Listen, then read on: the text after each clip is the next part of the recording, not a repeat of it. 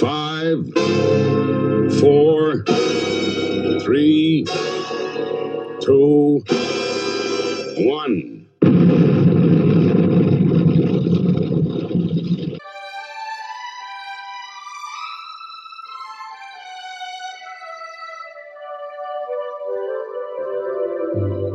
You're old,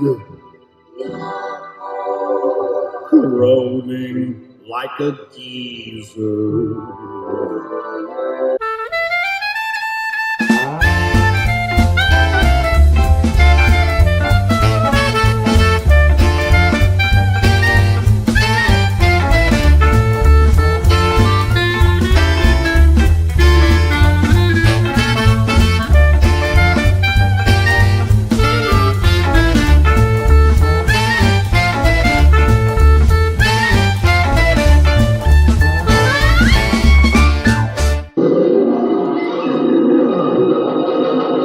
Across the rainbow bridge of Asgard, where the booming heavens roar, you'll behold in breathless wonder the god of thunder, mighty Thor.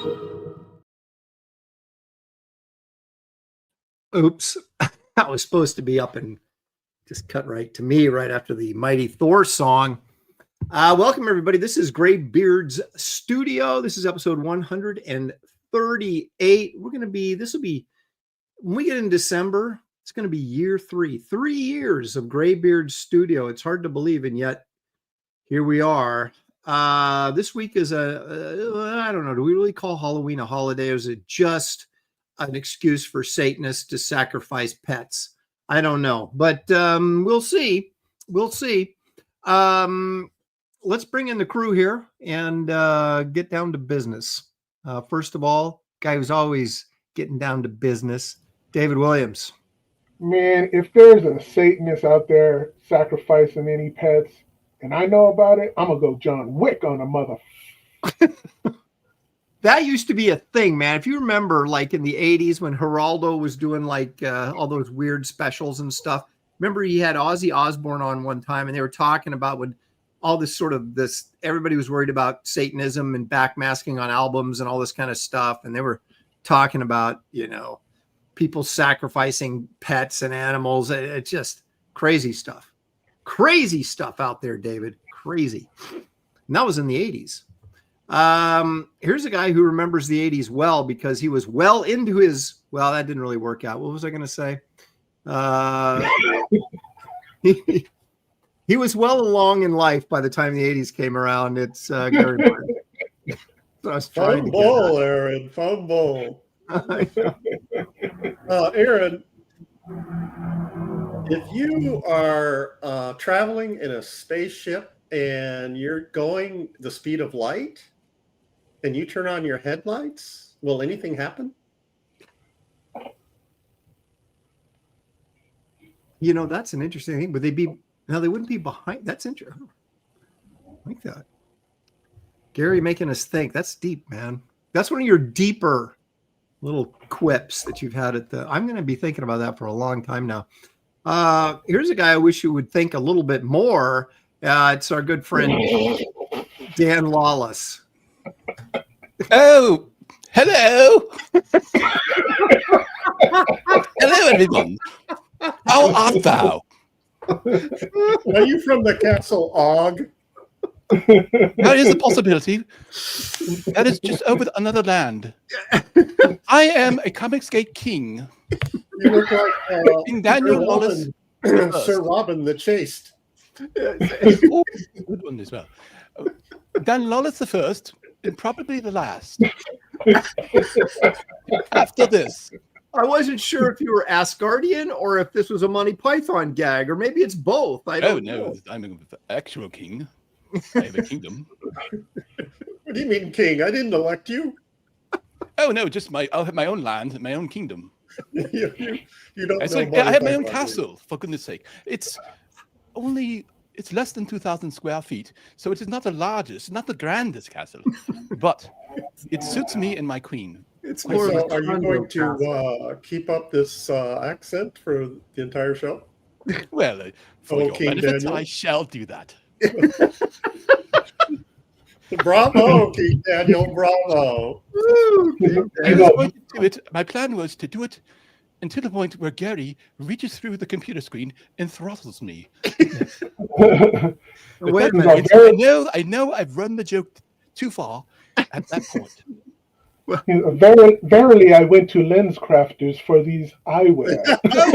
Spectacles, you see. Ingenious devices. I cannot see the electronic display very well, but I put these on and crystal clear. Oh, It's not electron. It's witchcraft to you. No. Look, I know I have there's a ghost behind me. That happens. It's a little bit scary. So it's okay because this involves candy. And We candy should take a poll in the chat to see if they want you to continue this voice for the entire show. Of course they do. Why wouldn't they?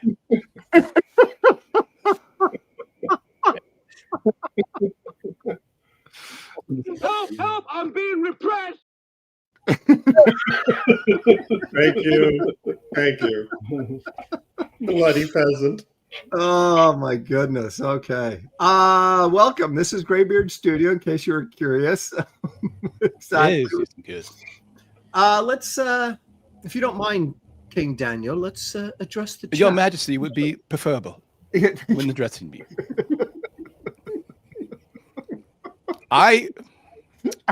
He's breaking. He can't do it.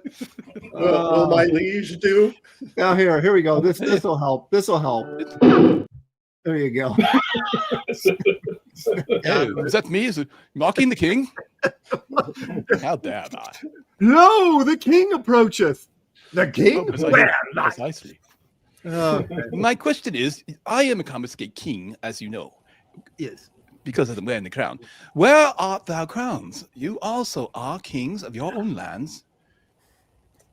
It is lost amongst the rubble of my rather. Perhaps you're not a moron like I am. Would be the answer, right? Yeah. Well, all right. Let's move along, shall we? See what happens. Quick.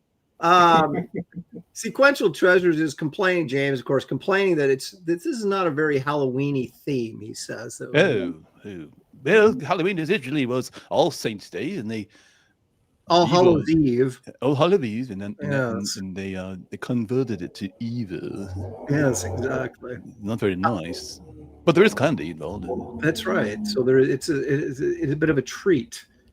Quorum says some great Asgardians like the Enchantress, Valkyrie, Hela. Hela is kind of Halloween-y.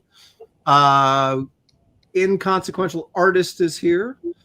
Past Master Dan. I like this. It says, verily I say, I should have you read this, King Daniel. Verily, I say unto thee that Asgard shall never bow the knee to tyranny as long as the mighty Mjolnir, that's French, is at my command, and with the blessings of our All-Father, Jesus Christ, All-Odin. Right. Make sure we get What do you mean that's French? That's Norwegian. What are you talking about? I know that. That's the name of his hammer. Oh, yes, indeed. There's Creative Face. He says, I don't know if he counts, but Beta Ray Bill would be cool. Beta Ray Bill actually is not an Asgardian, so I don't know. I mean, I'm going to I'm not going to be too strict on this. John's here without an H. NPC Oasis, Glitch from across the pond, Pantheon. Matthew Muma is here. Lone Star Viper, JP Roca. Best Age Comics is joining us. Lord Hinson, Comic Skater. Lord Hinson, Comic Skater. That's a King Daniel right there. We've got a lot of royalty today. Yeah, exactly. He says, "Oh, thanks for the garage sale." Well, you're very welcome, Lord Hinson. We had a good old time. Gary and I were selling stuff like a Middle Eastern Bazaar. Just Yeah, I'm still boxing.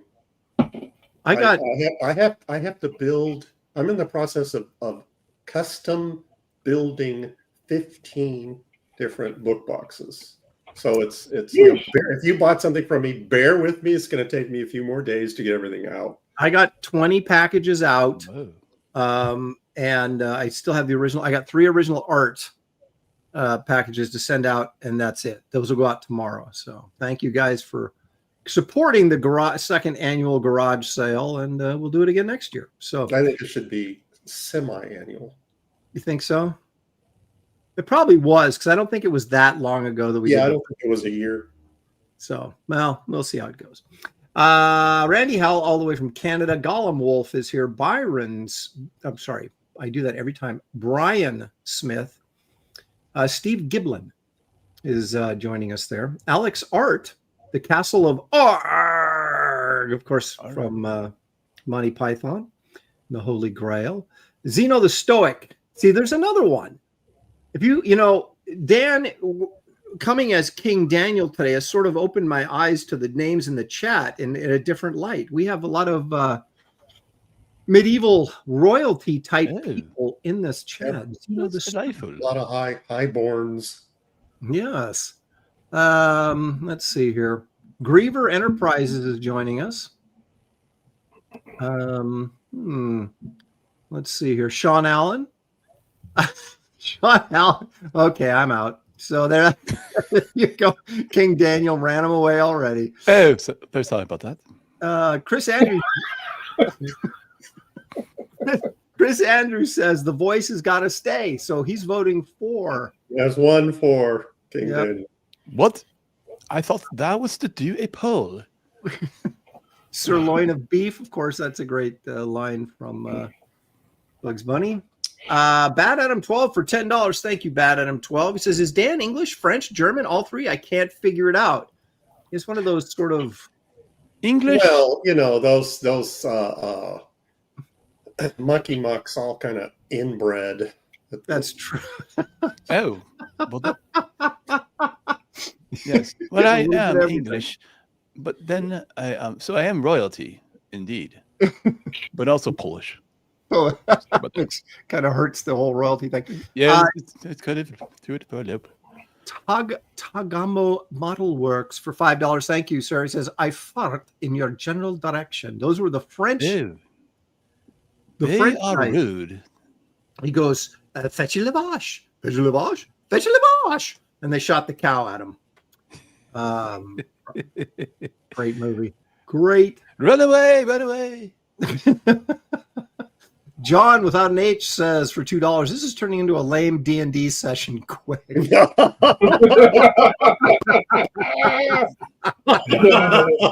Well, you get what you pay for. It sounds like, John, it sounds like you speak from experience. William Wellborn is here. Yeah, it takes one to know one, right? Craig 69 is joining us. John Platt. He says this is the $2 performance. Yeah, exactly. You don't get you gotta, if you want like Shakespeare, you gotta pay more than $2. If you want Excalibur, that'll cost you. There you go.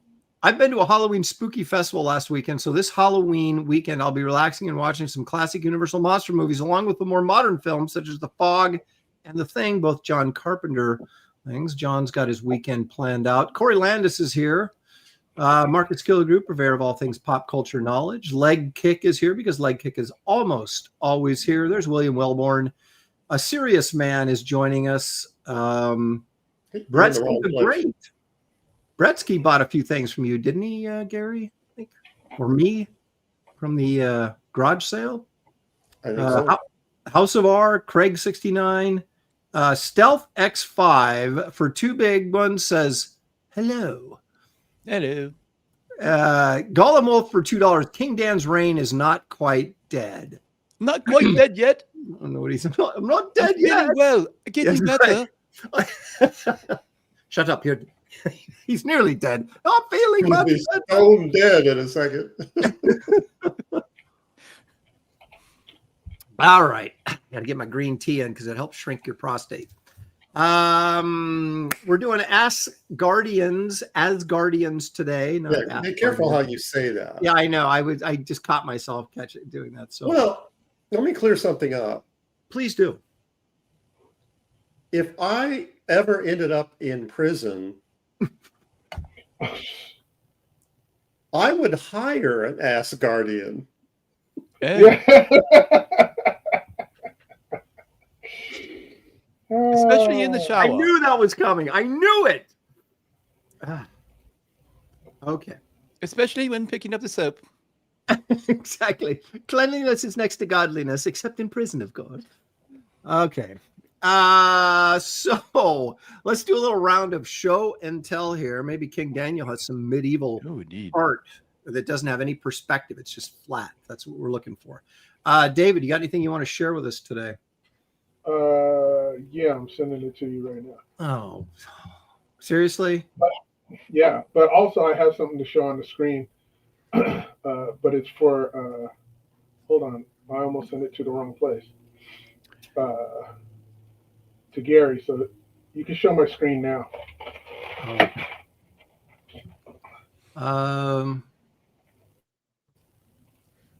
Where are you? Oh, there. Duh. Okay, there you go. You are live, living large with David Williams. Wait, I hate when they do the mirror effect. There we go. Is that better? Okay. Oh, come on. Oh man. Were we just talking about weight loss the other day? Oh my god. David's like, I gotta lose some weight. That's some of the best fried chicken on the planet. All right, now I'm hungry. All right, did you see what I sent you? No. It's a... Did you send it in the Graybeard'S thing or the privately?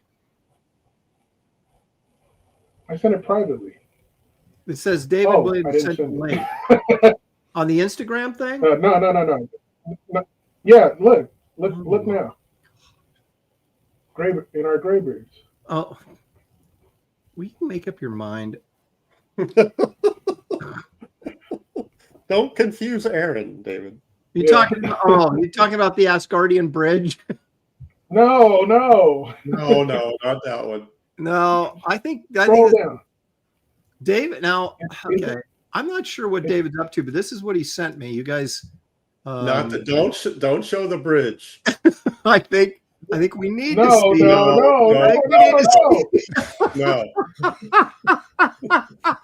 Oh. Look at all those Asgardians. Got them well. Okay, that's what David sent me. I don't know what he's talking about. No, get back in there. Okay, I got it. All right. Okay. Let's see here. Oh, this is nice. All right, there you go, David. Tell us what we were looking at here. Wow. Okay, ignore everything on there and just look at Thor. He's awesome. There you go. I'm just showing that. I drew an Asgardian. There you go. I really like Iron Man. I know. I like that. Like cool. 1965 Iron Man with the pointy things there. Yeah, you made him look cool. David has drawn a few Thor's covers and commissions and stuff. David's Thor reminds me of an actual Viking, and I think that's cool. Most Thors don't look like Vikings. Is this a commission? Yeah, it was a commission. I love that Iron Man. Yeah. Oh, he's never. That's my favorite Iron Man suit out of all of them. Yeah, mine too. It wasn't until now you really made it cool. I was going to say, I always thought it was look dumb, but you made it look really cool. So, okay. Very nice. There's David's Thor contribution for tonight. Gary, you've got something here. Let's take a look. Ooh. This is a commission. Someone who's a Doctor Doom fan and says, I want a recreation of the very first appearance of Doctor Doom. It's like, okay. And there it is. The text and lettering took me just as long as the artwork did. I know. I can imagine. I'm looking at that lettering going, Yeah, it was tedious. I tip my hat to professional letterers. I don't know how they do it. I really don't. Wow. Okay, let's see. So what do you use? What do you use to make that lettering? What pen do you use? Like a It's just, I don't know. quill? No. I was hoping, putting up these categories for the poll, that New Gods would win. So I prepared this Barda for that very purpose. It's these are just my inks over a Kirby pencil blue line. wow, Kirby drew with her shorts hanging that low. Yeah, that's the way he drew them. That's the way he drew them. I had not seen this inked, and so I wasn't trying to mimic anyone. So I just inked it the way I would ink him. Boy, Barda is sure fun to ink. I can imagine, yeah. Man, is she fun to ink. Look at that happy three-eyed creature right on her crotch. Yeah. Craig 69 for $5 says, King Daniel, what is the flight velocity of an unladen swallow? Yeah, is that African or European? Yeah. Yeah. Okay, and then I found this on Heritage. Boom. Oh, the controversial. One of the from the controversial story that caused massive. This is the Chicks page. Chicks page, issue 2. Paul Ryan pencils and my inks. What was the issue that Das Booty is putting Bertha Buttress in a headlock, and Das Booty is saying, "I will crush you with my German Weiss," and she says, "I thought German Weiss was too much beer and bratwurst for lunch." Wait, this was a real comic book page? Yeah, a real comic. Yeah, published by Studiosaurus. That's right, through Image back in the mid-90s. And check out this background. Shelley has her own restaurant. Wow. Didn't know that. Look at that, Shelley's. No, we told the story before, Dan, where Gary had worked with Paul before, and Paul owed him some pages, I guess, right? And then Gary inked these and then decided to keep the pages without discussing with Paul first. And I kept the pages that I wanted in payment, and he did not appreciate that. He sent him a note saying, I'm keeping these because, and then it was all hell broke loose. And yeah, that's why you never want to be in charge, Dan, because then you got to put out these fires that Gary and Matt Haley and other people create for you. Aaron, would you take David off his screen, please?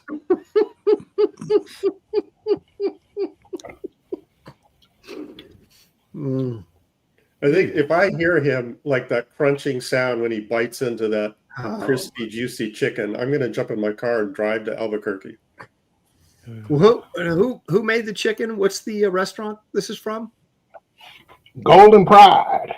Golden Pride. Okay. I don't have those out here, so yeah. Everybody, when you do the show out here, I'll take you over there. All right, I'm looking forward to it. That's right, because I'm supposedly doing a show in New Mexico in January, so we will see.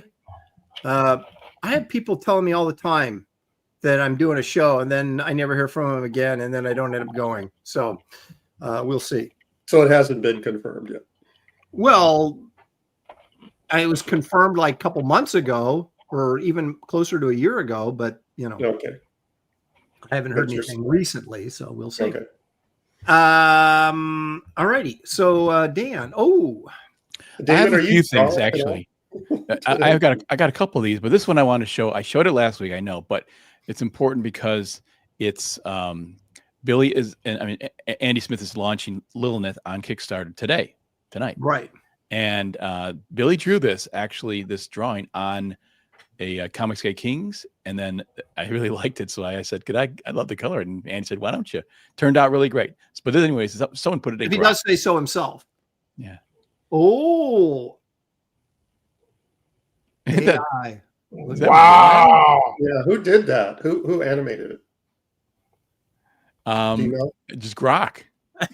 No. I mean, who was somebody did it. Art of Roya did this one actually. No. Oh, yeah, this turned out. But look at the. I mean, every one some of these. Some of those just don't look very good. This one is really great. Yeah, that's really this one. smooth. I mean, in every let's see, in every angle. I mean, these are. I mean, she's even graceful. Yeah, this is potentially that's potentially a cover. That could be a cover. But these are helpful model sheets for you if you want to draw different angles on something and draw it perfectly every time. Yeah, like that's a cover. I mean, that's it. Okay, that was that one, and I'm going to show a couple of two others that the drawings that I did. This one I did on Comics Gate Kings myself. Let's see where I bring it up. Yeah, I have to admit, for someone who hates AI as much as I do, I'm kind of get a kick out of these little animations that people are doing with your artwork and stuff. It seems like they got the women down, and you probably know why, because the guys are making these programs. Exactly. Okay, this one's pretty fun. So there's my drawing. Okay. You did. Okay, go ahead. I colored it in Photoshop. I drew it on the Kings. I actually sold this to so.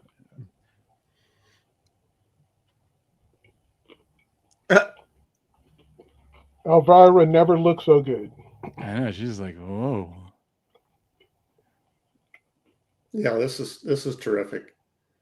Okay, so I got one more. What's Little Red up to there? Yeah, I don't know. He's a little devil. He's a little stinker, Man, can you just imagine, just in a couple more years, we will seriously be able to do our own animated films, without even having to try that hard. This stuff is cool, but absolutely terrifying. Mm-hmm. They could anyone could do art all of a sudden. Skynet, I'm telling you. Okay, this one's really wild because this person took both the black and white of the drawing. There's the black and white that I did on the show, and then the color, and animated. And they both animated the same way, which is incredible. Ready? Wow. Was she pole dancing? Pretty much. Isn't that amazing? Yeah, it is. Gosh, it's like, and I say this could be that could be a cover. That could be a cover. Every pose is pretty much could be a cover.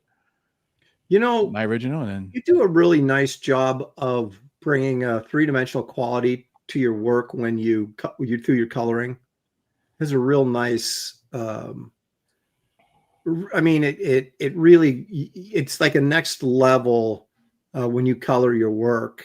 And that's a compliment to your coloring, is what I'm trying to say. I've really worked at it the past few years, really, and because initially I was getting really heavy-handed. I was overly painting it, and I had to kind of pull back and try to let the comic book be a comic book, And that's what Aaron's been saying about you. Oh, I'm sorry. Well, it's true. No, I don't think I said that, but. No, it's like stages of artwork. A lot of times people color stuff and you say, oh yeah, it looks good, but it's like it's like you have three stages. You have your layout, you have your finished pencil, and then you have the colored version, and they're progressing to this point where your finished piece is the color piece and it just comes alive. It's really interesting. Probably because you don't ink. So you skip that stage, and that coloring becomes that kind of third final stage where we ink stuff, it gets colored by somebody, and most of the time we hate it. But yours is this sort of evolution where it just gets better, and then there's your finished product. Yeah, Dan is one of the exceptions to that, where you know, he's adding a Yes. layer of completion to it that most color artists that are, like you say, coloring somebody else's work, they're not doing that. They're trying to make their own statement, and they end up undermining what you're trying to do.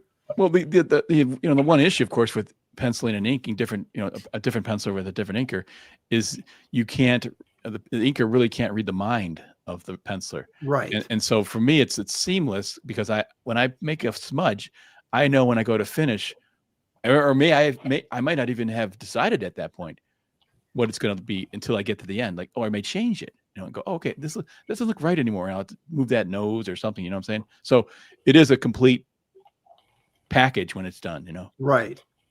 And it's just, it's interesting because you don't see a lot of people working like this. And like the black and white is a finished product in a sense, but it's just like how you elevate it every time you color it. Right. It's always like, whoa, that's the next level. So very nice work, Dan. I agree. Bad Adam 12 for $10 says, Dan, I bought the Elvira. Is there any way I can get the color print too? I framed Dave's Batman and Robin side by side with the color print. I'd like to do the same with Elvira, Mistress of the Dark. I added Mistress of the Dark because he paid $10, so I wanted to get a few more words in there. Yeah, Adam, you're just sent. It's on the way, and I'll send you. Actually, I'm probably going to send you a tracking number today, and because it is mailed, and I will send you the file, and you can print it. Go print it, and anything, you know, there you go. What you want with it. All right. Except print it for money and reproduce it. Yeah, you can print it up. That's the only thing you can. You don't exactly have, you know, printing rights, but you have for yourself. Yeah, you can print one and then destroy the file. That's right. Well, you got to hang on to the file in case your print gets destroyed. You know, stuff happens, and you want to go print another one. But Hey, Aaron, you're a foodie, right? Do you like spicy food? Yeah. All right, you gotta see this.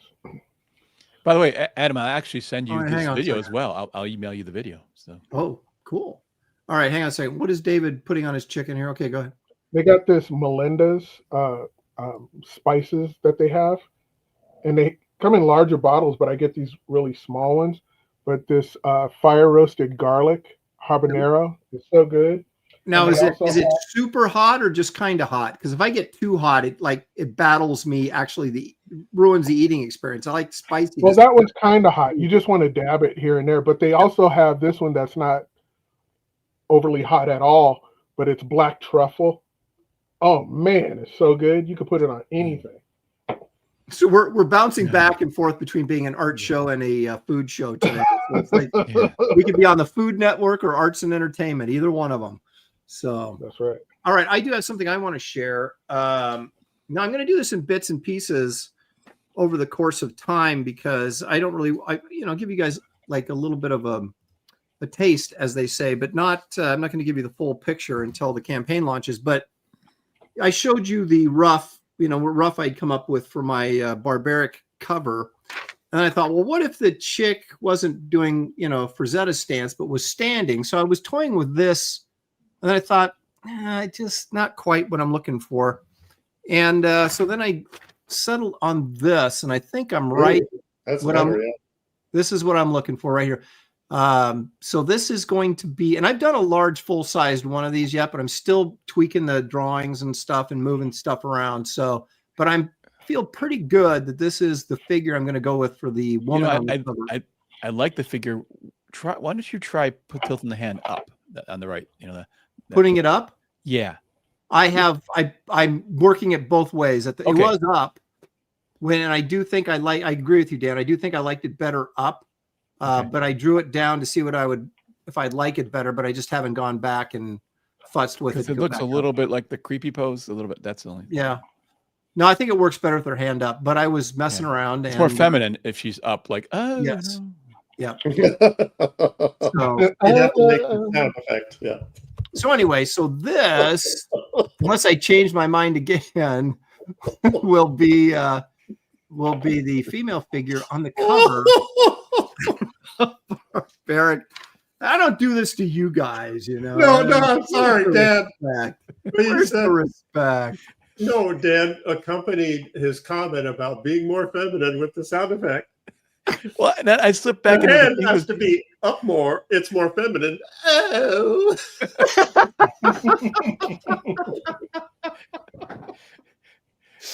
I just realized my English accent is pretty feminine. It's so feminine. Oh. All right, I finished my green tea. We're ready to rock and roll. David, I besides gotta take eating off this thing. chicken, Oh my god! what are you gonna be drawing for us today? I'm gonna be drawing. Is that crown a little tight? I'm drawing Randall. Yeah, my fat head. What's his name? Ragnarok. Ragnarok. Okay. Oh, cool. Yeah. By the way, you gotta wear something underneath this thing because if you don't, Yeah. What are they? it rips your hair off. Is that actual metal chainmail? Oops. He Dan? can't hear you. Is that actual metal, that chainmail, or is it He plastic? can't hear you. Oh, I'm ready for the Christmas play, obviously. Ask Is him that again. chainmail metal, Dan? Yeah, that's why they say. I'm sure it's not a heavy very is the strong brow. metal. Heavy is the brow that wears the crown, because it actually is kind of heavy. So, all right, Dan, you're drawing Thor, right? I think so. Yeah. All right, I'm going either. I'm going back and forth here between Odin and Ulik the troll. Odin. Anybody? You're a troll guy. I know I am, but I also like, old guys too. So I'm kind of leaning towards Draw Ulik. them both. Yeah, I'll do that. I'm going to do John Byrne. I'm going to draw everybody in from Asgard on this piece. So Looks So like I- the I, troll is getting the votes. yeah, we've got one Odin, but a lot of trolls. By the way, okay. I put in our group chat that you guys would probably have predicted I was going to draw Thor. Was that what you would have thought? Well, that's what you said you were going to do. So No, I'm saying I thought you guys would be going, because you always go, we knew you were going to draw that, and you're always right. Well, I figured Sif actually was what you were gonna do. Oh, But you're gonna go Thor. yeah, I think so. Okay. Change it up. Been There drawing you some chicks. Hella's fun, but that headpiece, forget it. Yeah, that's half of her attire. I did a commission for a guy, color commission of Hella. It turned out really well, but Judas priest, that Kirby stuff, the costume and the headdress, and I did one, and I had to turn the paper horizontal to fit, so her headdress would fit. The big elk rack she has on her head. All right, I'm gonna go grab some Ulik reference here, and okay, Ulik. I'm gonna do Thor Ulik. And David, what are you doing? Chicken. Ragnarok. Oh, Ragnarok. Okay, so Is that your art project? That chicken? Ragnarok, Thor, and Ulik. So chat, it's official. No more suggestions. Voting is closed. Oh, What happened to Aaron? I switched to my drawing table. Okay, Improv, you're the last one that can suggest something. Okay, see, John, They just John, keep rolling in, don't late. they? Yeah, it's too late. J Dredd, no one's doing the Enchantress. Oh, okay. All right. So, like, Wait a minute. What this improv be? I would have pegged Dan. You can't say that stuff anymore. People, they really do that. Oh my gosh. Oh my gosh. Make it stop. You can't. This is supposed Those to be a are, kid you know, those they're ruining all these, terms of, these figures of speech. Comic books in cahoots says fried chicken is the star of the stream. That's true. Mm-hmm. Great Face says Gary is Loki. Now we're getting someplace. He is. He's a trickster. He is, man. Brainless fools. Right, I'm switching up the cameras. Are you right back? Dude, That would be awesome, Jerry. Find a cool chair that you could sit in, like the John Buscema drawing and stuff, Uh-huh. and just don't put on a costume, but just sit there exactly like it. People be like, "Damn, that's Loki right there." Guys, That would this be is what I'm awesome. use. This is where I'm getting my Ulick troll reference from. Is this double-sized annual, the Mighty Thor? That Simons did the cover, but Buscema did the interiors. If you just want to look at some good Yeah. Buscema stuff, Yeah. look at that Mephisto on that Yeah, splash yeah. page.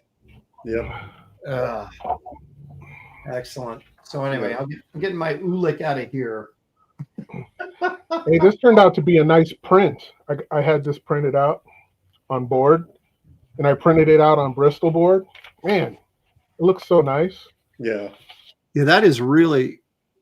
I love how your son colored that. They did a great job on that. Really capturing that sort of 60s vibe.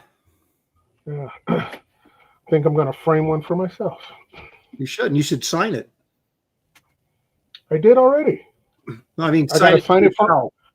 I got to sign it for myself. That's crazy. Yeah, like to David from David XXO. Exactly. I'm like, to David from David, Black Excellence. Go ahead, brother. I'm like, what? Sean Allen for £2 sterling. Any idea when them Keown shirts ship? Well, they're at the printers. Their turnaround, the shirt turnaround is like slower than the printing or the book sometimes. So I'm told 4 to 6 weeks, and that's been I think 2 weeks ago. So hopefully they will ship out at the end of November, and maybe I'll get lucky and they'll show up sooner than that. So be patient. You'll get them in time for Christmas, for the holiday. You can wear your werewolf shirt as you're opening up your Christmas presents. To David, from David. I'll never forget that night.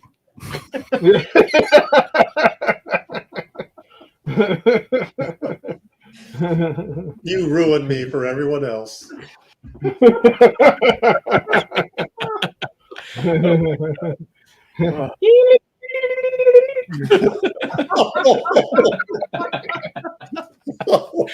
Oh my God. All right. Wait, we're supposed to clean it up. Remember, guys? Yeah, we're supposed to clean it up. Hey, you were insinuating it. So. Yeah, it's like it's always like you started it. Yeah, that's right. And started it. So I went to the Joy Theater here in beautiful Tigard, Oregon, and saw The Blob last night with Steve McQueen. Oh, cool. And you know, you kind of revisit some of these, and I say in air quotes, classic movies, and you realize that maybe they're just not quite as classic as you thought they were. Well, there's a couple of excellent scenes in it, but you have to, slog through the entire movie just to see those couple of scenes. Well, the biggest problem with it is there's like way too much teen angst and not nearly enough blob. Like there was, and Steve McQueen's 28 years old playing a high school student. Well, that's kind of typical. But I thought that was his first film, but it wasn't. It was his fourth. And I thought, what in the world? Because he did, like right after that, not right after, but like within a year and a half, he did The Magnificent Seven. Right. Where does Wanted, Dead or Alive fit in that? I'd have to go look. I don't know. But didn't he do Wanted before? I could be wrong. Before he started films. Are you talking about the television show? Yeah. Yes, I think that. Yes, I didn't look at his TV filmography. I was just looking at the films. But I was sitting there just thinking, he's done, and I don't know how big of a part he had in the 3 previous films before he did The Blob. But I was thinking, why would you do The Blob? I can see it as your first movie, but. And then right after The Blob, he does The Magnificent Seven, and you're like, how did he get talked into this? Oh, but I mean, it was fine. I enjoyed it, but there was a Yeah, lot. I always thought that was his first film. A lot of boring teen angst in there. Like this 10-minute conversation with this cop that pulled him over for drag racing. You're just where is this going? Can we move? Yeah. Can we start moving along, please? Nothing to see here. But you know, I was trying to be in the Halloween spirit and go see. They had a bunch of schlocky selections this year. And I wasn't going to go see House of Dracula because all those House of movies are great when you're a kid, but they're not that great. And then you guys remember Trog, that movie with who was it that was in not Betty Davis, but the other one that was in Whatever Happened to Baby Jane. Yeah. I know who you're talking about. Yeah, they did. She was Faye Dunaway played her in right. Joan Crawford. Yes. So Joan Crawford is in this movie called Trog, where they find this Neanderthal guy. He's this guy running around like in a Flintstones outfit, but he has a monkey mask on. Oh, classic. Yeah, that was one of the all-time great monster costumes. So I didn't want to go see that. And I thought, I'll go see The Blob. That's pretty good. And, I mean, you know, it was all right. We sat in the front row. You know, last year I decided to watch a bunch. Speaking of Elvira, I watched a bunch of Elvira movies, and they were pretty funny. They were really entertaining. I mean, you know, cheesy, stupid, and but just lighthearted and funny.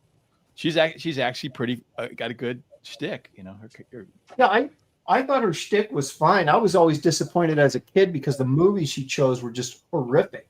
Yeah. And I'm talking about actual movies that she made. That they, you know. But, are you talking about the movie she was in, or the? Yes, there's Elvira movies. Like there's like three of them. You know, and they're campy and they're stupid, but they're funny. I, as a youth, would watch her, you know, Elvira show for obvious reasons. Yeah, I didn't watch any of that, but and because she was pretty well put together, as they say, and but the movies were so bad that I would like, even though I enjoyed looking at Elvira, I was like, I can't watch any more of this. It just sucks so bad. I met her at a show a long time ago, but she wasn't in her costume. She was her, you know, Cassandra person. She was extremely nice, just really down to earth, and we had a nice conversation. And then she showed up the next day. Did she say, "Hey, eyes up here"? No, I mean, she was Cassandra Peterson. She was Cassandra Peterson, so she was dressed in a normal, you know. Yeah, nothing hanging out at that point. And then she came to the show the next day as Elvira, totally different personality. It was really interesting to see the switch. Yeah, I think they, you know, these actors, they get into character and they just do it, you know, because I think there's a lot of, like, some of the best actors, like, have the worst personalities. Right. They're almost like ciphers, you know, they just got nothing going on, and then they become a character and then they come to life. You know, Johnny Depp is a great example of a guy. Oh yeah. He evolved into what he is now. Yeah. He was, you know, you watch his early interviews and stuff, and it's just like, this guy is dull and awkward, but man, you make him Captain Jack or whatever, and he just comes to life. Yeah. Did you ever see the video where he went, you know, to a children's hospital in character? That was pretty fun. Yes. But it's kind of strange. It's almost like they don't know how to behave unless when they become a character, then they become something, you know? Apparently, it's Marcus Killigrew's birthday. Woo! Happy birthday. Happy birthday. Yay!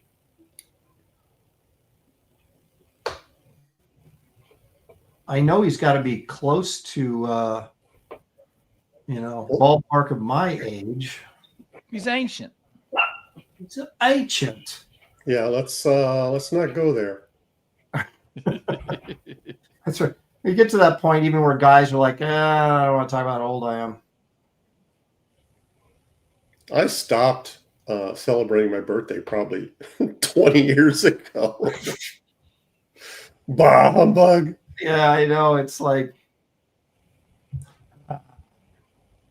well, there's nothing fun about it. It's like now it's just, oh, I'm closer to death. Excellent. That's right. Better sell off. One more year of unrealized dreams. It's my pathetic life. When's this gonna be over? Oh gosh. No, that's funny.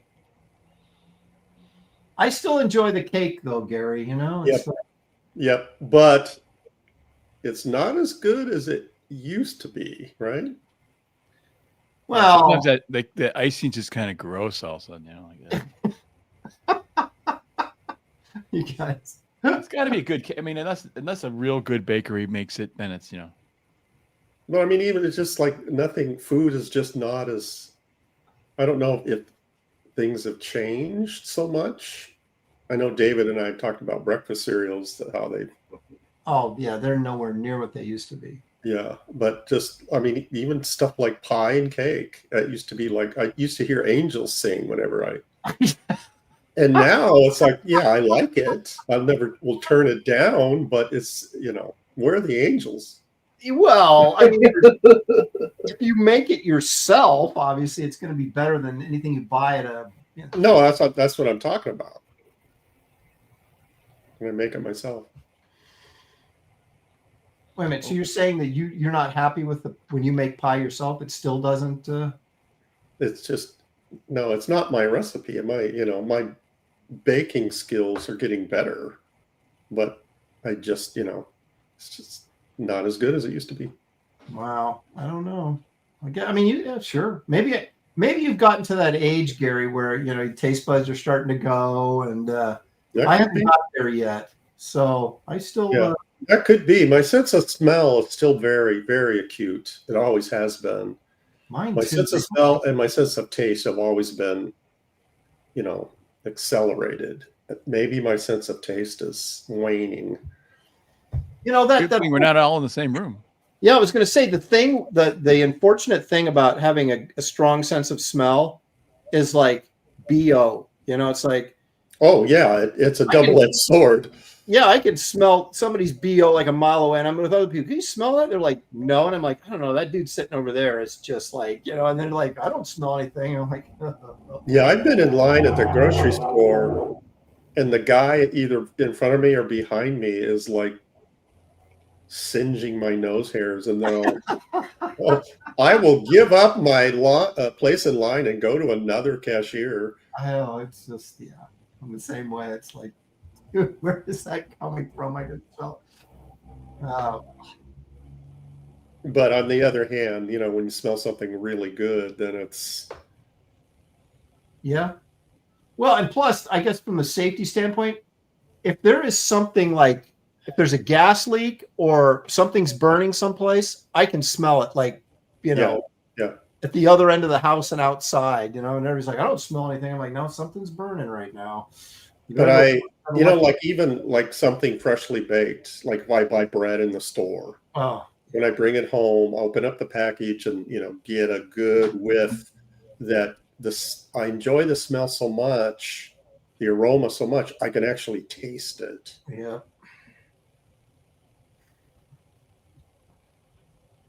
Rand Ayrton says, Aaron is a BO aficionado. It's true. Good one, Rand. Your BO does not. Well, that's a bad thing to have a good smeller when you're going to comic book cons all the time. Yeah. That's not where you want one. I can tell you that. Well, I mean, on the flip side of that, Randy Emerlin and I would like arrive at the con in San Diego a day early, and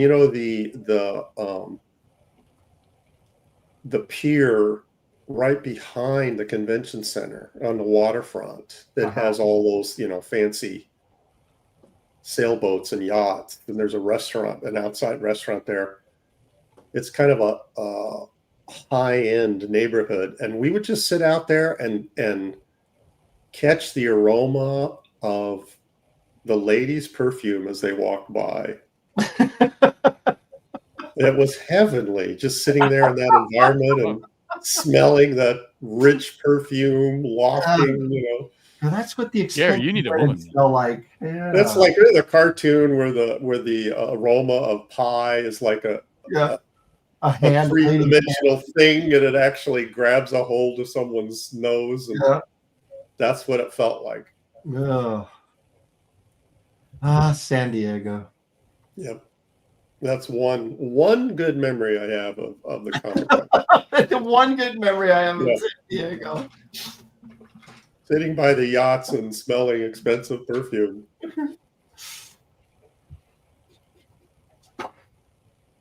Yeah, San Diego was the first time I saw people dressing up.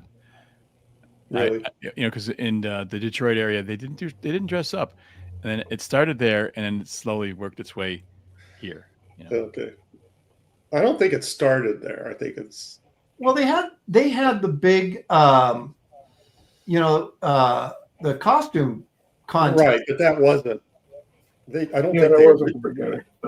No, not at all. What now, David? What do you say? I said not at all. Costume convention started back in the 70s. Yeah, probably New York, actually. Yeah. Yes. Glitch says Gary equals Pepe Le Pew. I went to Dragon Con, and that was like Slutty Central. What year was this? Jesus, what year was this? Yeah. Was it the 90s? Early to mid 90s. I went back-to-back years to Dragon Con. Before that, the one weirdo that was running it got busted for whatever he got busted for.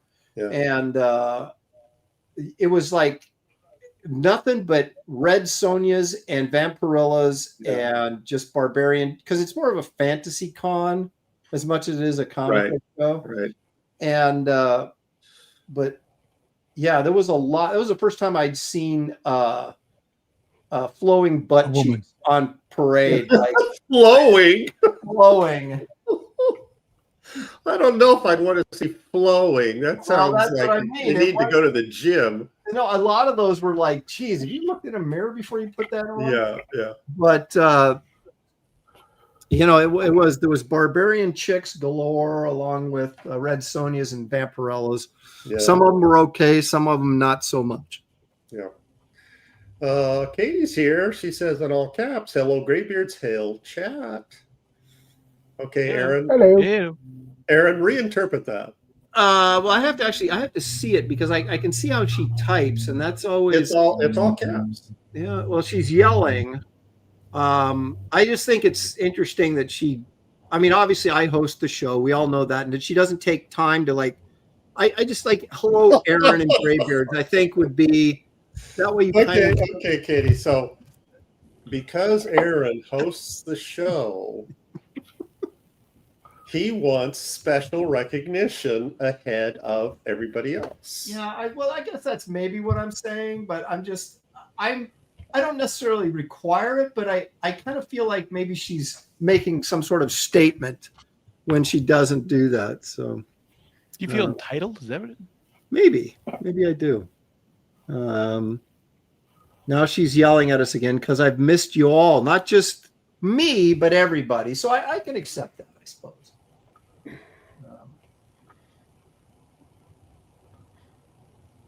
I think she was trying to be genuine, and once again, you. Okay, Katie has responded. Okay. And she says in small font, "Oh, gotcha, Gary," and then yelling. Take it away, Aaron. Hail to the great Aaron Lopresti, God's gift to the world. The problem is, don't you kind of feel that there's a little sarcasm in that, though? Yes, Gary? Maybe it's doesn't really mean dripping. It's dripping with sarcasm. it doesn't feel genuine, you know. Oh. Look, it doesn't matter. You just go with that. You know? No, you know. I could see like around the dinner table at the Lopresti household. Katie, I'm talking to you. Around the dinner table at the Lopresti household, chatting about day's events, and Shelley says, "Oh, Aaron, I noticed you mowed the lawn. Thanks for doing that." Oh, okay. Well, you didn't notice that I also took out the garbage. Are you trying to like stick it to me? Is this a sarcastic? Thanks for mowing the lawn, Aaron. So I have a feeling that's Katie. That's what goes on at the. Well, you know, comic book artists are notorious for having insecurities. So maybe that is what's. What are you talking about? What? Yeah, Dan's like, not me, pal. I'm great. We really have insecurities. Oh. I really need to know.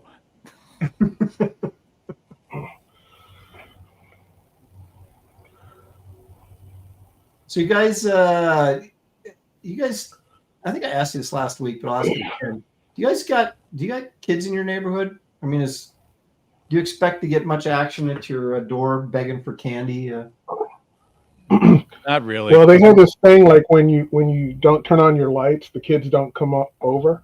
So we don't turn on our front porch light. Like, you ain't getting no candy here. I just bought like big freaking party pooper. I know. Yeah. So that's what the kids all say. We ain't getting no candy here. Right. That's exactly what they do. Oh man. Well, they're getting some here if they show up. We're kind of got that second wave of, when we first moved into this neighborhood, my kids were little, and there was several other families that had, little kids, and so it was fairly robust neighborhood for, kids running around and stuff. And then my kids got into high school and all, and then it just sort of died out for a couple of years. And then all of a sudden it's just exploded again. We have tons of little kids running around here again. So I'm guessing at the Lawless household at Halloween, it's a candy utopia. Candy bonanza.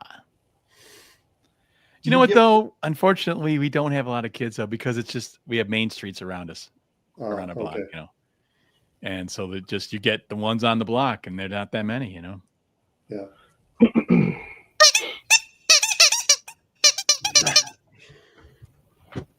Ooh, back to back. Binford beer for $5. Is that a cowboy laying on a dead horse? Is that what he's got going on there? It looks like a dead horse.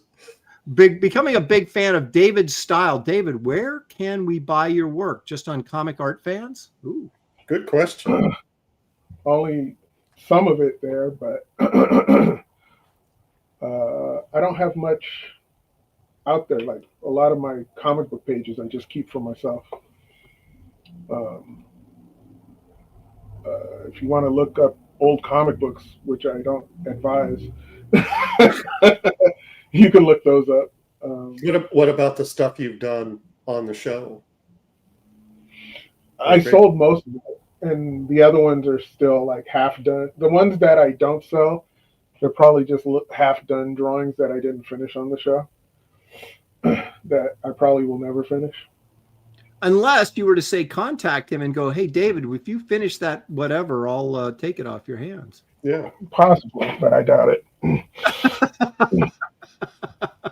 Is the era of customer service over, or what's going on here? No, I just don't like putting crummy art out there. Oh my gosh. Yeah, well, that's true too. Yeah, I mean, I really like the Darth Vader that I did with the Sharpies. Yeah. Yeah. Trashed it. Oh, it's I very just said, rare like, that nope, Dan this is found not one of the gonna drawings exist. they didn't like. This So. is not Yeah, going because to. Aaron doesn't care. He'll put out and sell you guys straight Yeah. toilet paper. It'll Oh, end up. I've got a few that made it into the. I haven't thrown it away, but I've got a few that made it into do not open pile. It'll end up in the garage sale. There you go.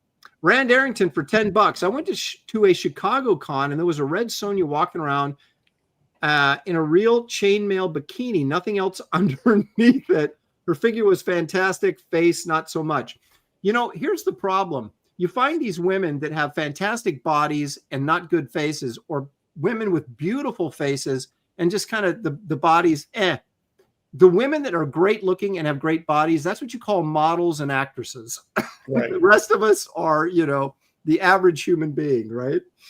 And they realize they're wasting their time at Comic Cons or Yeah, to go, someplace why else. am I here? Yeah. Well, maybe something good discovered or something. I don't know.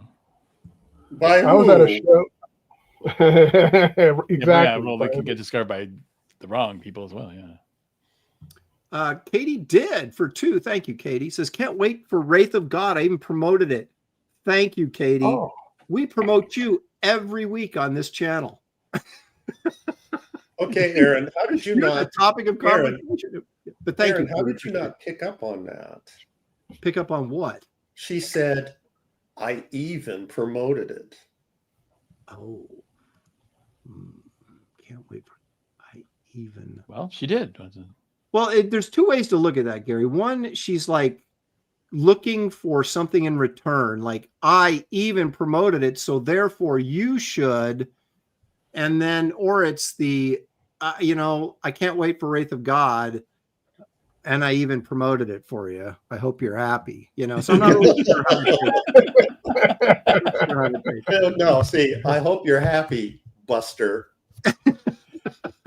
Well, see, there's a third way then. Yeah. And the thing about Katie is she's multi-layered. People don't understand that about her. She could be saying any number of things at any time, and you're just not quite sure. I think she was probably pretty normal until you got a hold of the situation. No, wait a minute. Well, in our own heads, we always use ourselves as the, a measurement of normalness. I think I am, normal central, but when I'm walking down the street, I'm sure everybody's looking at me saying, look at that freak. Oh, I never thought I was normal. There's some brutal truth in that too, I think.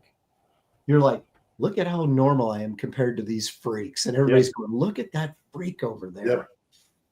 Mm-hmm. Especially in downtown Vancouver. I know why is everybody staring at me? Dude,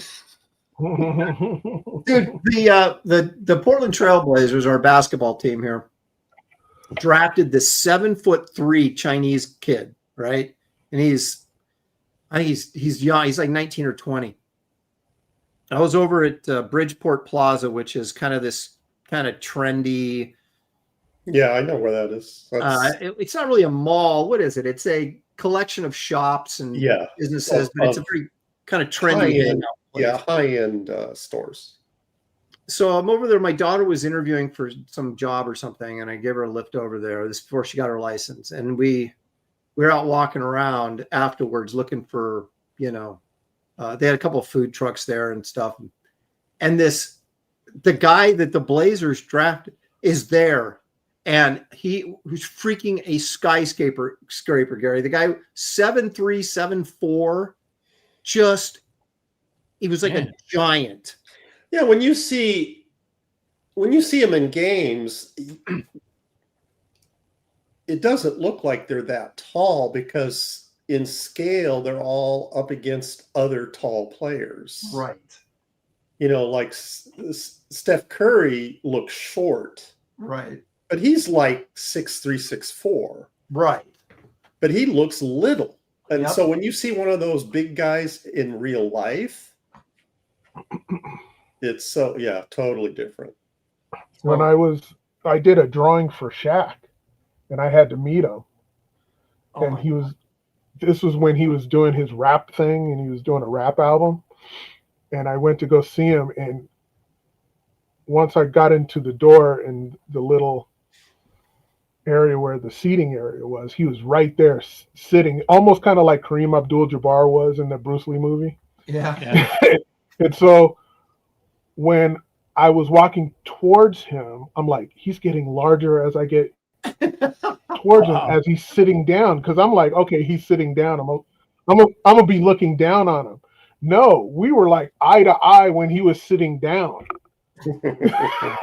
I'm like, this guy is a giant, and he shook my hand, and my hand felt, it was like a baby's in a grown man's hand. I was just like, he's like, I really like the drawing that you did, David. It was very cool. Did your hand just like disappeared? His hand, like, where'd it go? Yeah, it just totally disappeared. It was like, I was like, whoa.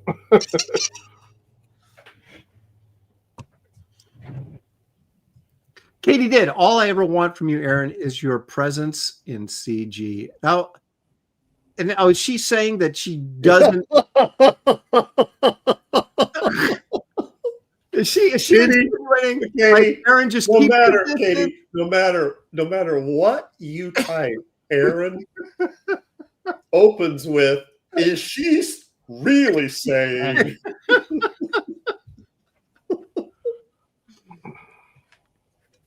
All I want, Aaron, is you to be around, but not too close. That's kind of what I'm getting from that. Your Aaron. presence. Yeah, we just want to know, like, you're around somewhere. We don't want to actually see Yeah, you. but don't push it too far. That's kind of what I'm getting.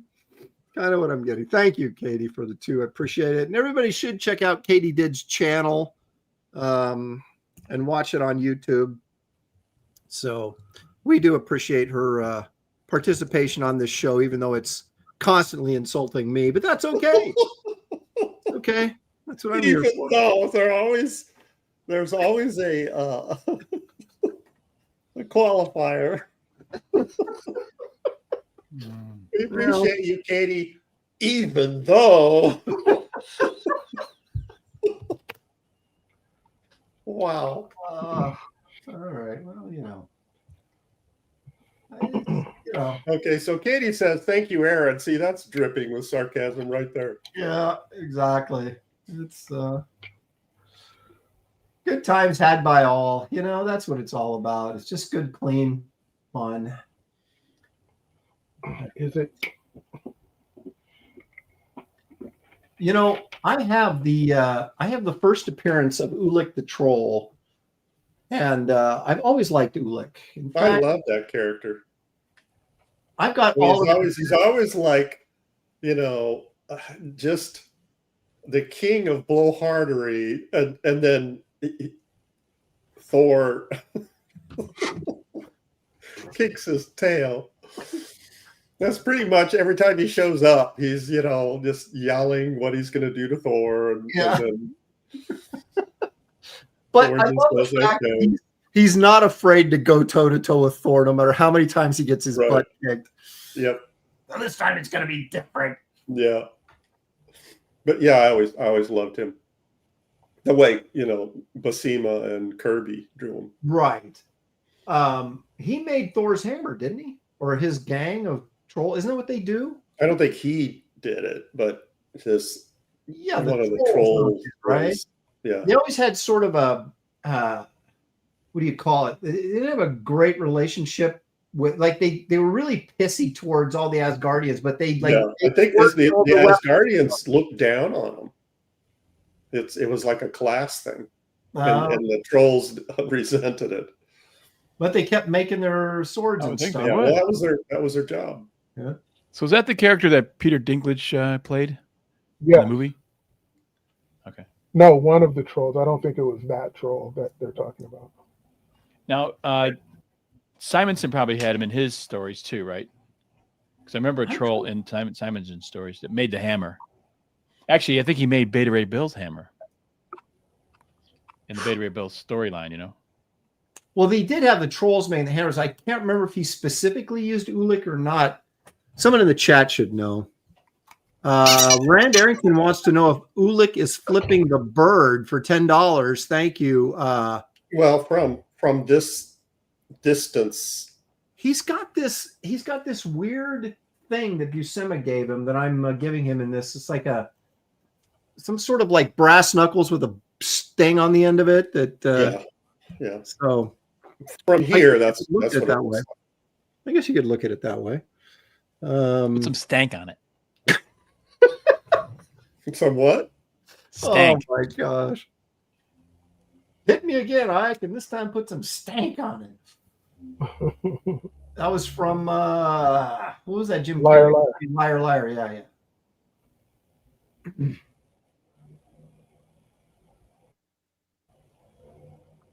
I wish I had bought Buscema artwork before he passed away when I had an opportunity, and it was like affordable. And it was How come you didn't lead with Shit. that when it was affordable? The interesting thing is, I had a Buscema Conan page from the comic book that Tom Palmer inked. Yeah. It was exquisite. And now you don't have it. Nope. I sold it like a chump. Yep. the thing about the comic stuff, it's like stocks. You got to know when to buy, when to sell. I mean, because the people that are buying it now are the people that had it when they were younger and they got disposable income now. And that, you know, that's the thing is versus. Well, I was pretty happy for what I got for it, but you know, I had no idea. Yeah. None of us had any idea what that stuff was, you know, eventually going to. Right. That's insane. Like stocks, you know? Well, yeah, I mean, I guess you look at it, there's two ways you look at it. It's like if you end up selling something at some point, which we all do, then you always regret it, right? Like I sold a bunch of rights and stuff. I had to do it because we needed the money, but well, that's the thing. You think about why did I do that? And then you remember the circumstances you were in. You didn't have any other choice. Right. But at least I got good money for it based on what I paid for it when I sold it. Right. But you still sit there and go, oh, God, I wish I had that back. According to Iodine 74, Ulick was a rock troll. The dwarves made the Thor's hammer. Well, so what? That was a test, you freaking nerd. Wait a minute, look at this. You just exposed yourself. Hang on a second. Look at these trolls. Look at Ulick's got a whip, and he's like overseeing all the trolls that are making stuff. Like they're making weapons and things here. So So are those like the I think they're talking about Norse mythology, not comic book mythology. Okay. Because maybe these guys that Ulick is like in charge of, maybe they're the little rock goblins or whatever he said. What do you call them? The rock is the, what do you say, the dwarves? You call them rock goblins? I don't know. What do they call him? He's a rock troll. Yeah, he's a rock. The dwarves made so the rock trolls. Okay, Ulick was a rock troll. The dwarves made Mjolnir, but was Ulick in charge of the rock or the dwarves? David J. Dredd says nerds rule. At least, hey, around here they do. Yeah, it's funny how similar. Someone made a comment about Ulick and Caliban. How similar some of Kirby's when he went to DC. Like Caliban was like an exact copy of Ulick. Yeah, a lot of his new gods were very similar to the Asgardians. Yep. But I still prefer the new gods. Yeah, I think. Yeah, I mean, I would agree with that for the most part. Because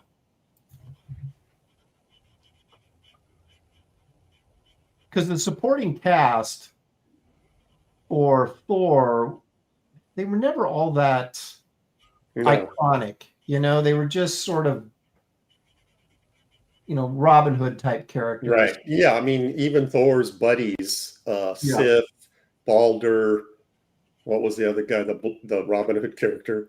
Yeah. Don't act like you don't know now, Gary. You know you're. I know. I can't remember his name. He was blonde. Well, Volstagg was a big fat guy that was Right, eating all the that time. I got guy, to get out of Volstagg. him. Couldn't And remember then the his other name. guy with the blonde hair and the goatee. Can't The remember. Robin Hood guy. Yeah. Oh, there was also an Asian dude, right? That was kind of like a. Oh, gang- that's right. Yeah, that was an character. Asian dude, which kind of baffled me. Is like, what's?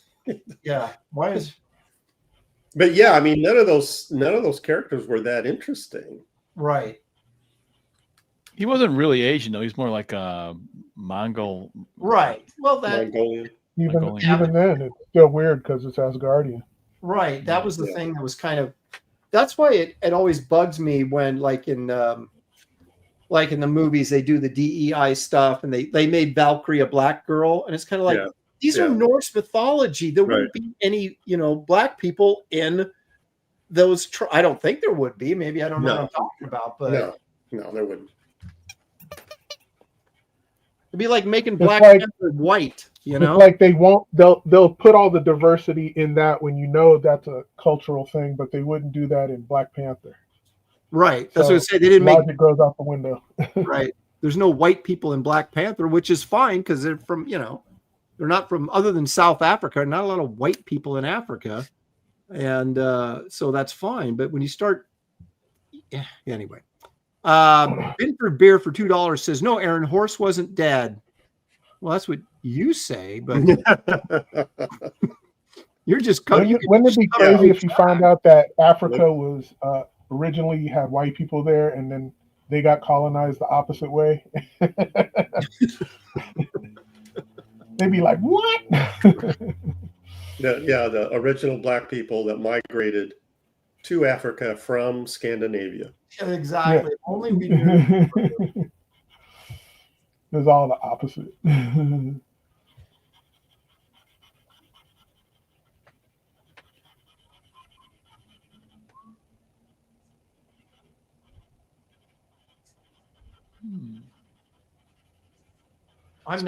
Speaking of black people.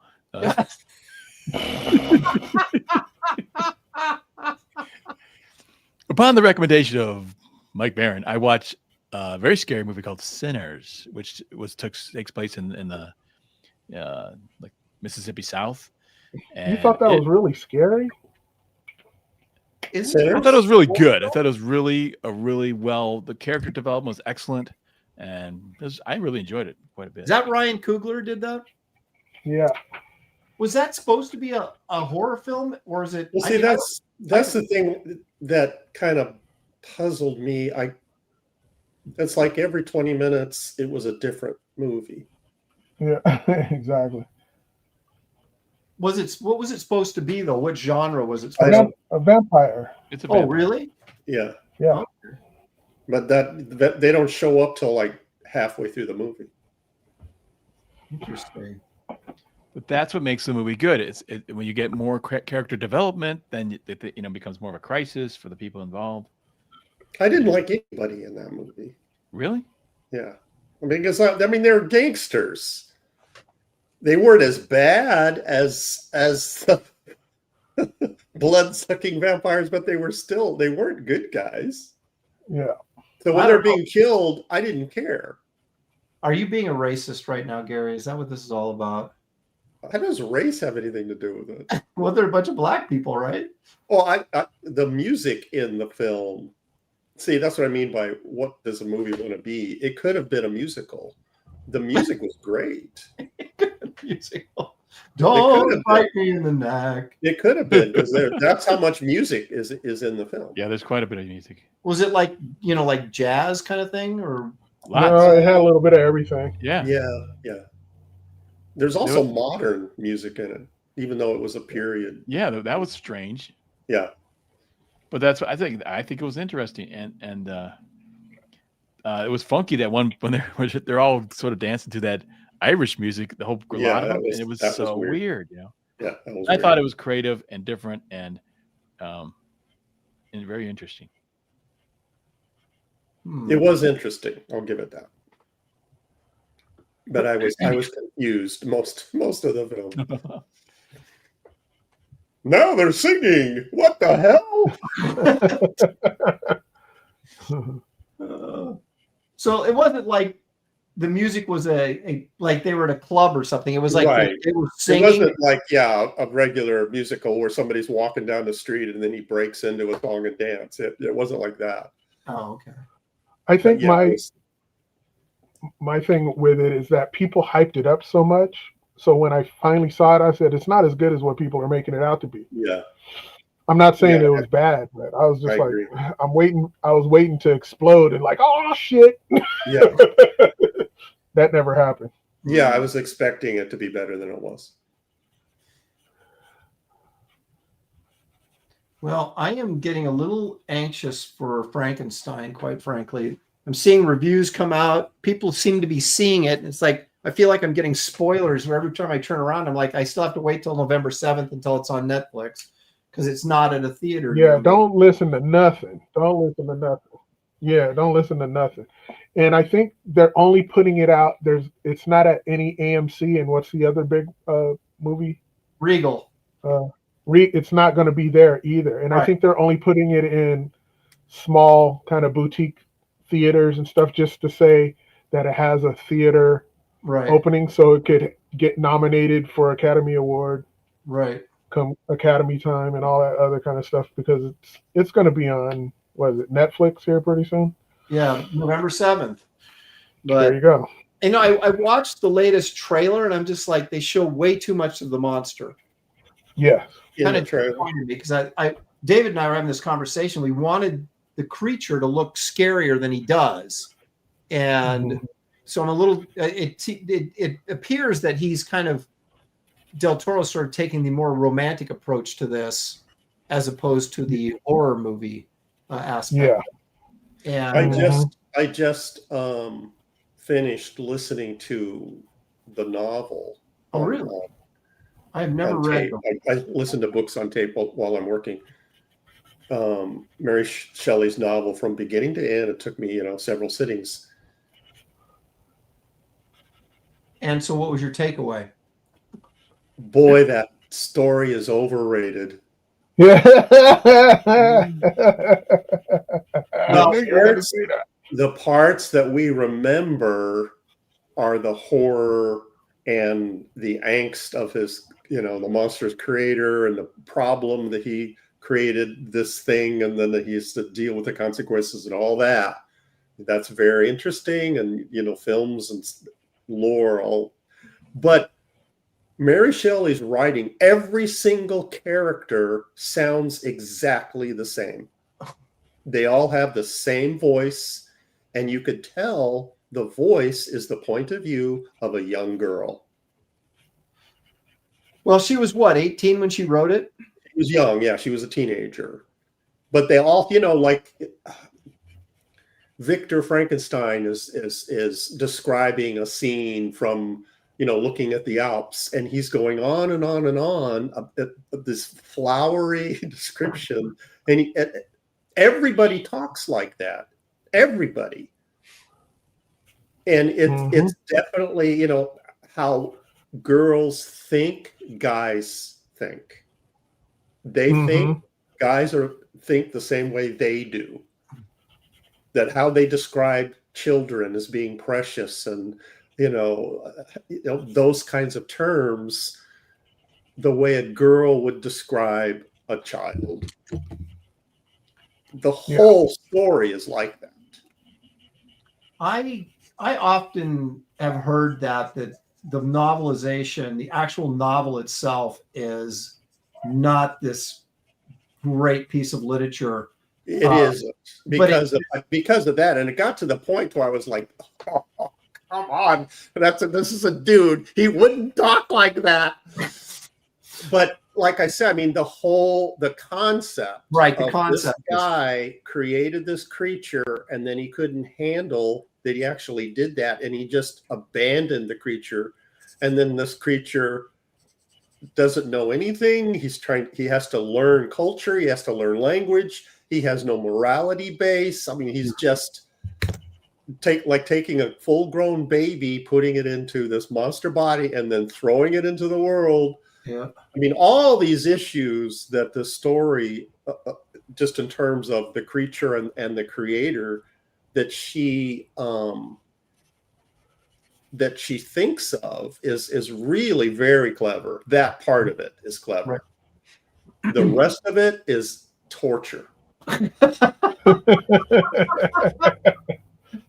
so funny because that is what I have heard, and I tried to read it. I think when I was in high school, back when I actually cared about reading.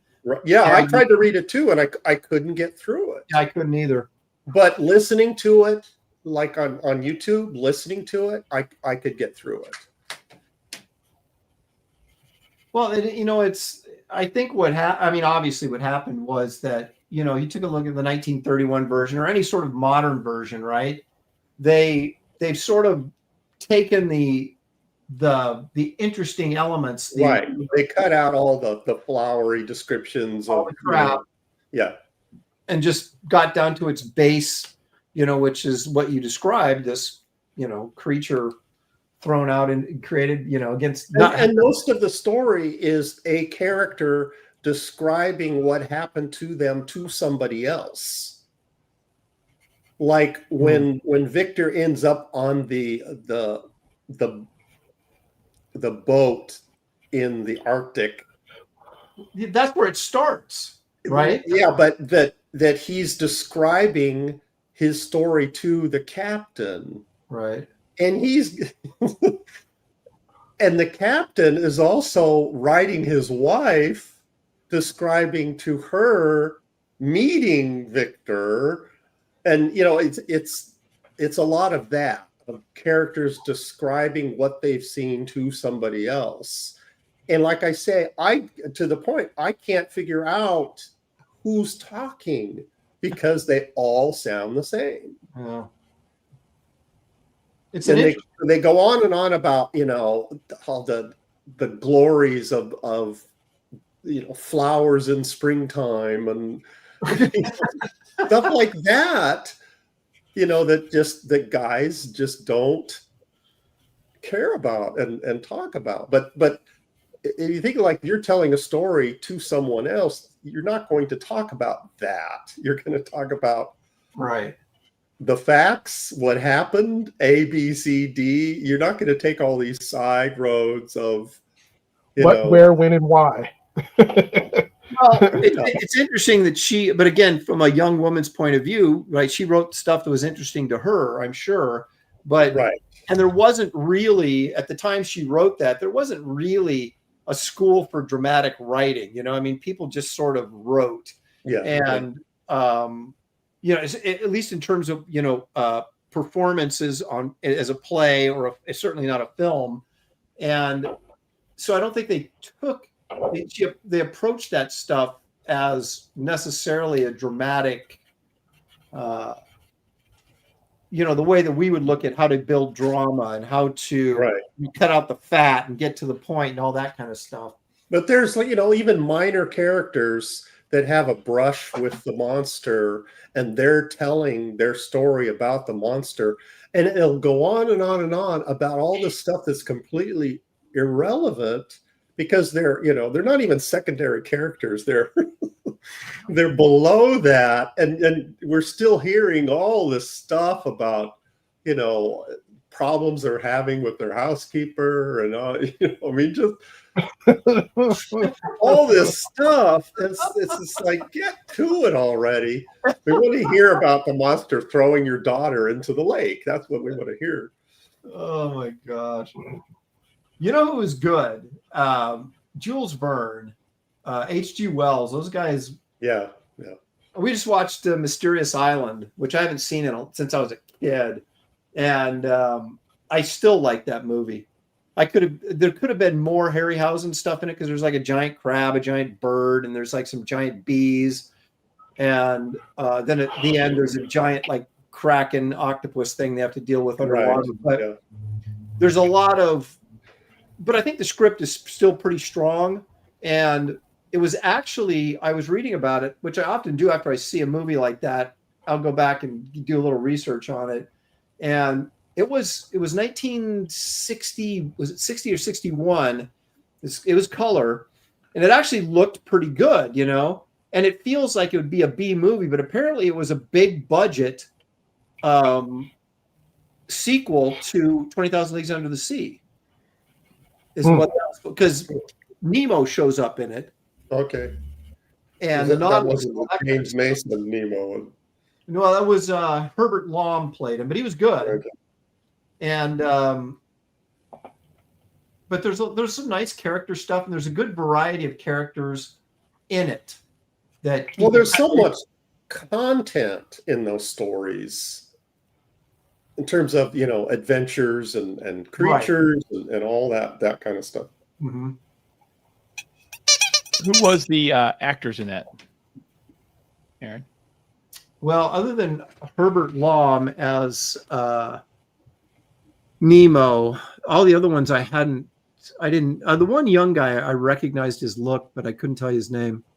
Stealth X5 for 2. He says, when is the next super chat pick? Good question. Maybe we should do Next that week. next week. Let's do it next week. Yeah. It's too late for today. Yeah. Let's do it next week. Comic books in Kahoot says Stephen King wastes a lot of words too. I agree. I can't get through his books. They're just, it's like, man, get to the freaking point. I don't know what he's talking about half the time. But that's, with Mary Shelley, she does the same thing, is that after a while, I forget who's talking and what they're talking about. Because it just goes on and on and on and on. And a lot of it has nothing to do with Victor or the monster. Yeah, that's kind of like, at that point, you're like, how many, it's, you know, I just wonder, I'm not a big novel reader, but like when I read Jaws, right? If you read that book, there is so much extra crap in there to get it to 350 pages. Like, yeah. I mean, and they cut it all out for the movie, and that's why the movie is so great. Yeah, you know.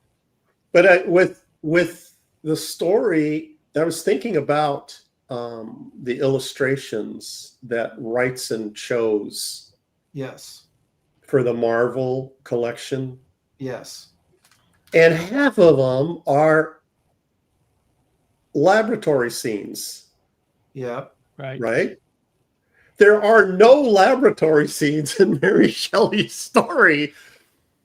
When we hear about how he gets to the point of wanting to create life, of, you know, in terms of his studies and going to school and you know, different scientists and philosophers, and that he is influenced by to get to that point where he wants to do that. A couple sentences later, the monster is created. Seriously. He doesn't spend any time with him actually doing it, creating the monster. She skips over that part. That's interesting because, I mean, I haven't, to be honest with you, I have not read, I mean, I've got multiple versions of Wrightson's Frankenstein, but I haven't read it.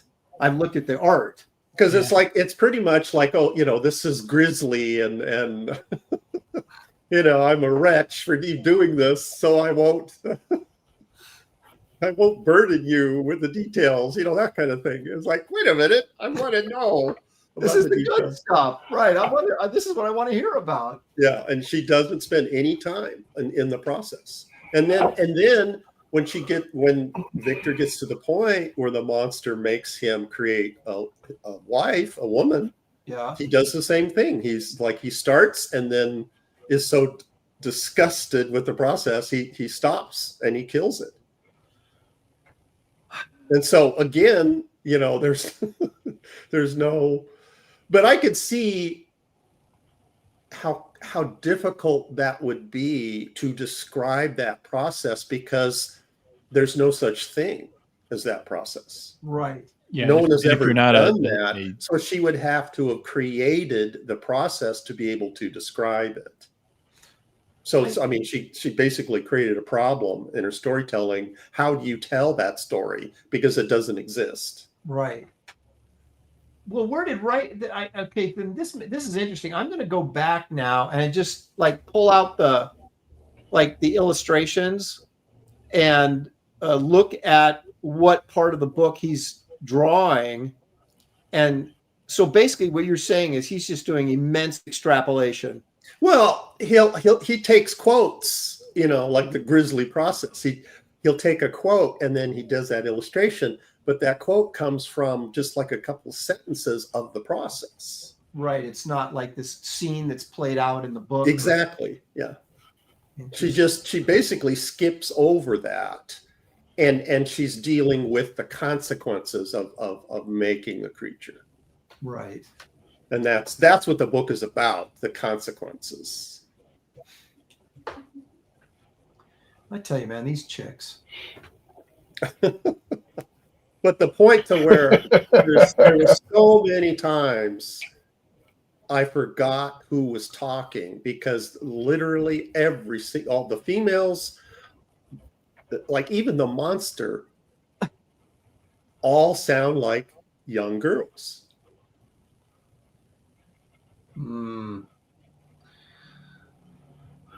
Well, my understanding is that Del Toro's version is the most accurate to the novel, and yet they made comments that he added characters and things like that were in the book. So, well, he may have augmented the interesting part. And off the top of my head, I would say, the cool stuff, the Frankenstein creation, conflict and all that is probably 25% of the story.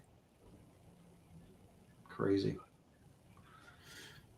Well, I guess I won't go see it. The only reason we really like Frankenstein is because of what Universal did with it. Right.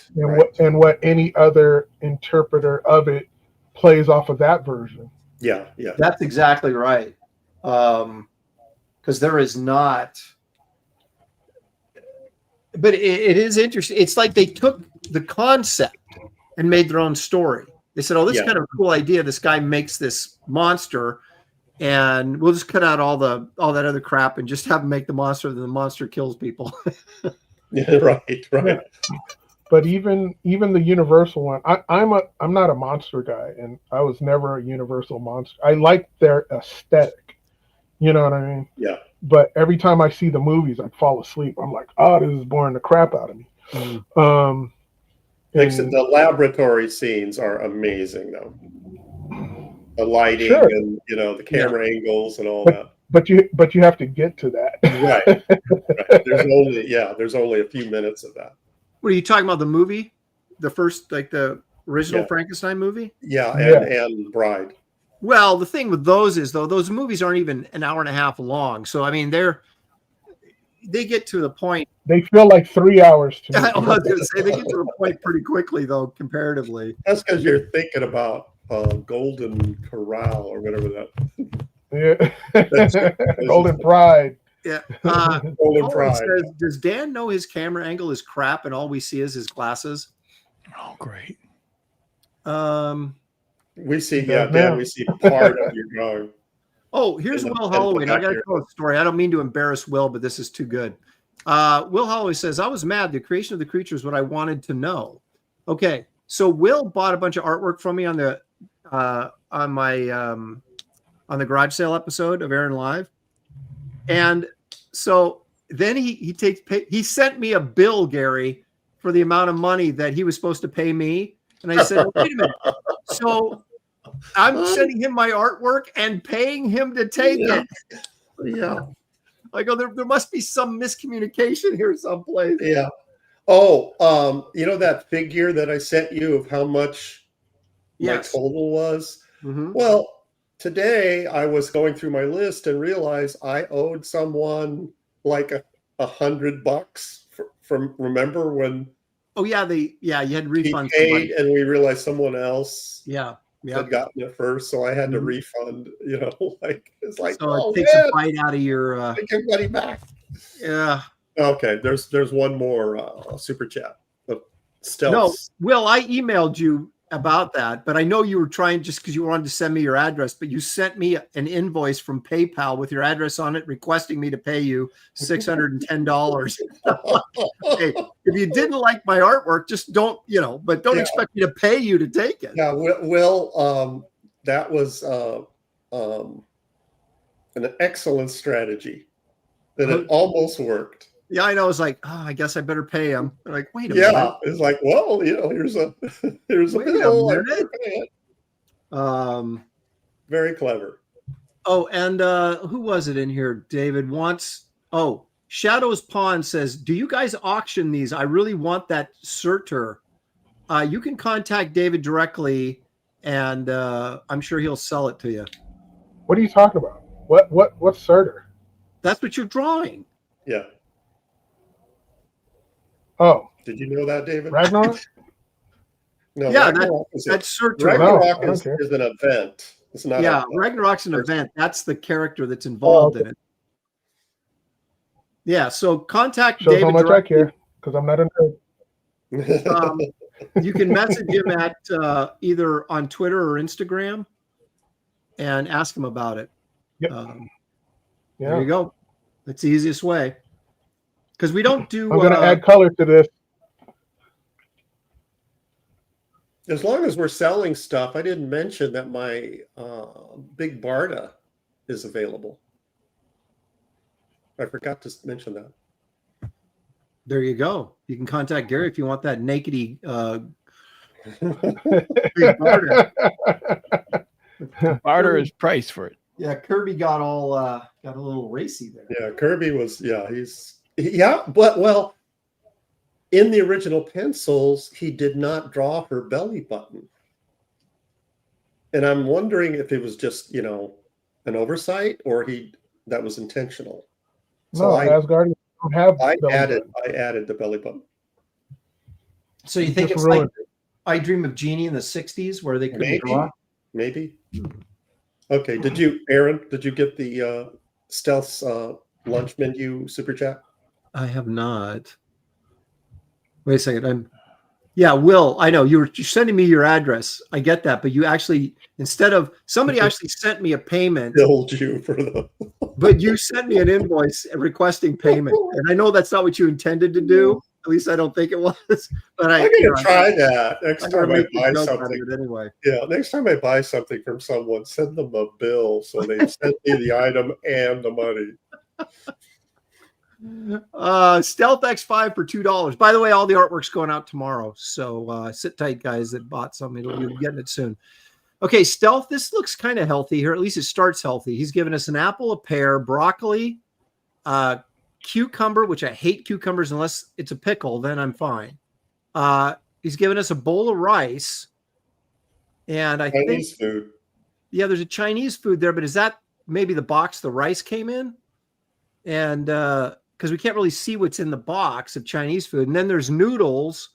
Then we get a shrimp, fortune cookie, some sort of soup. Is that like egg flour? It could be soup. Yeah, I think this has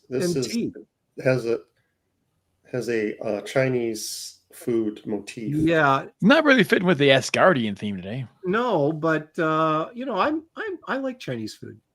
Now, Gary always orders his Chinese food and asks them to take the vegetables out, which they never do. And then he goes nuts and rages against the poor little waitress. They try. I rage. They try, but they never take out as much as I want.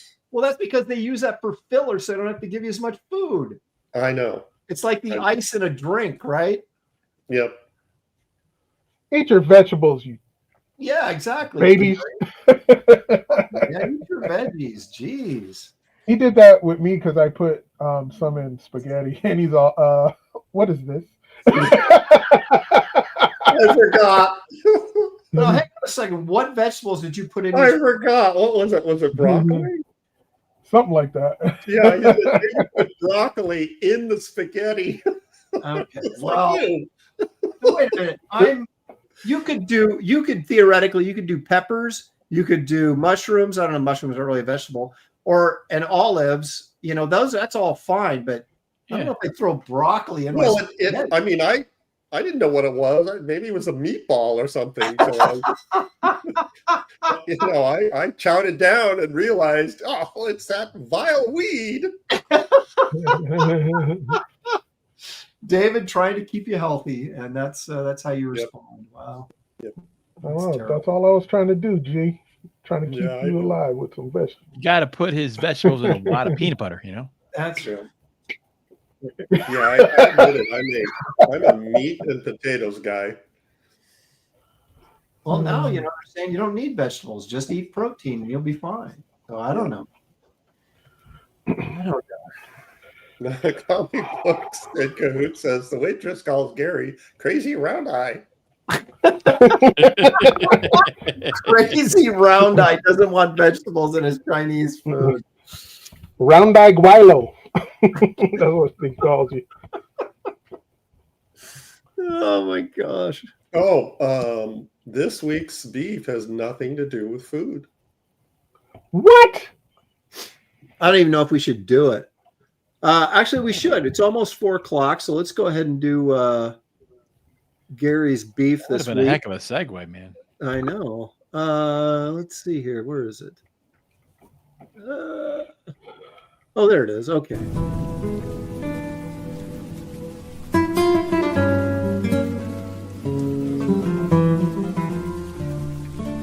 What's Gary's beef?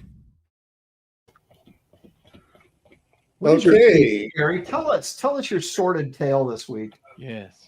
My beef is confusing highway billboards. Okay.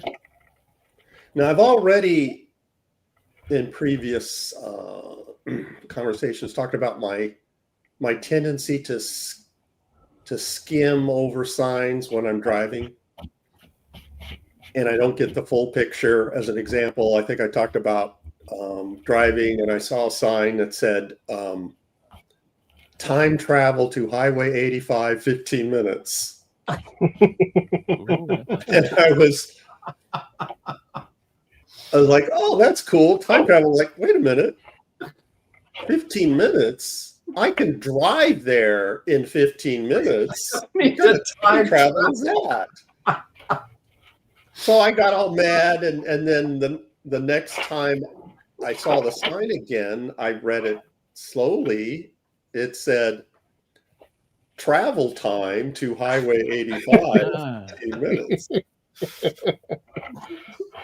So when I was driving to Bend last week, driving through Madras, Yeah.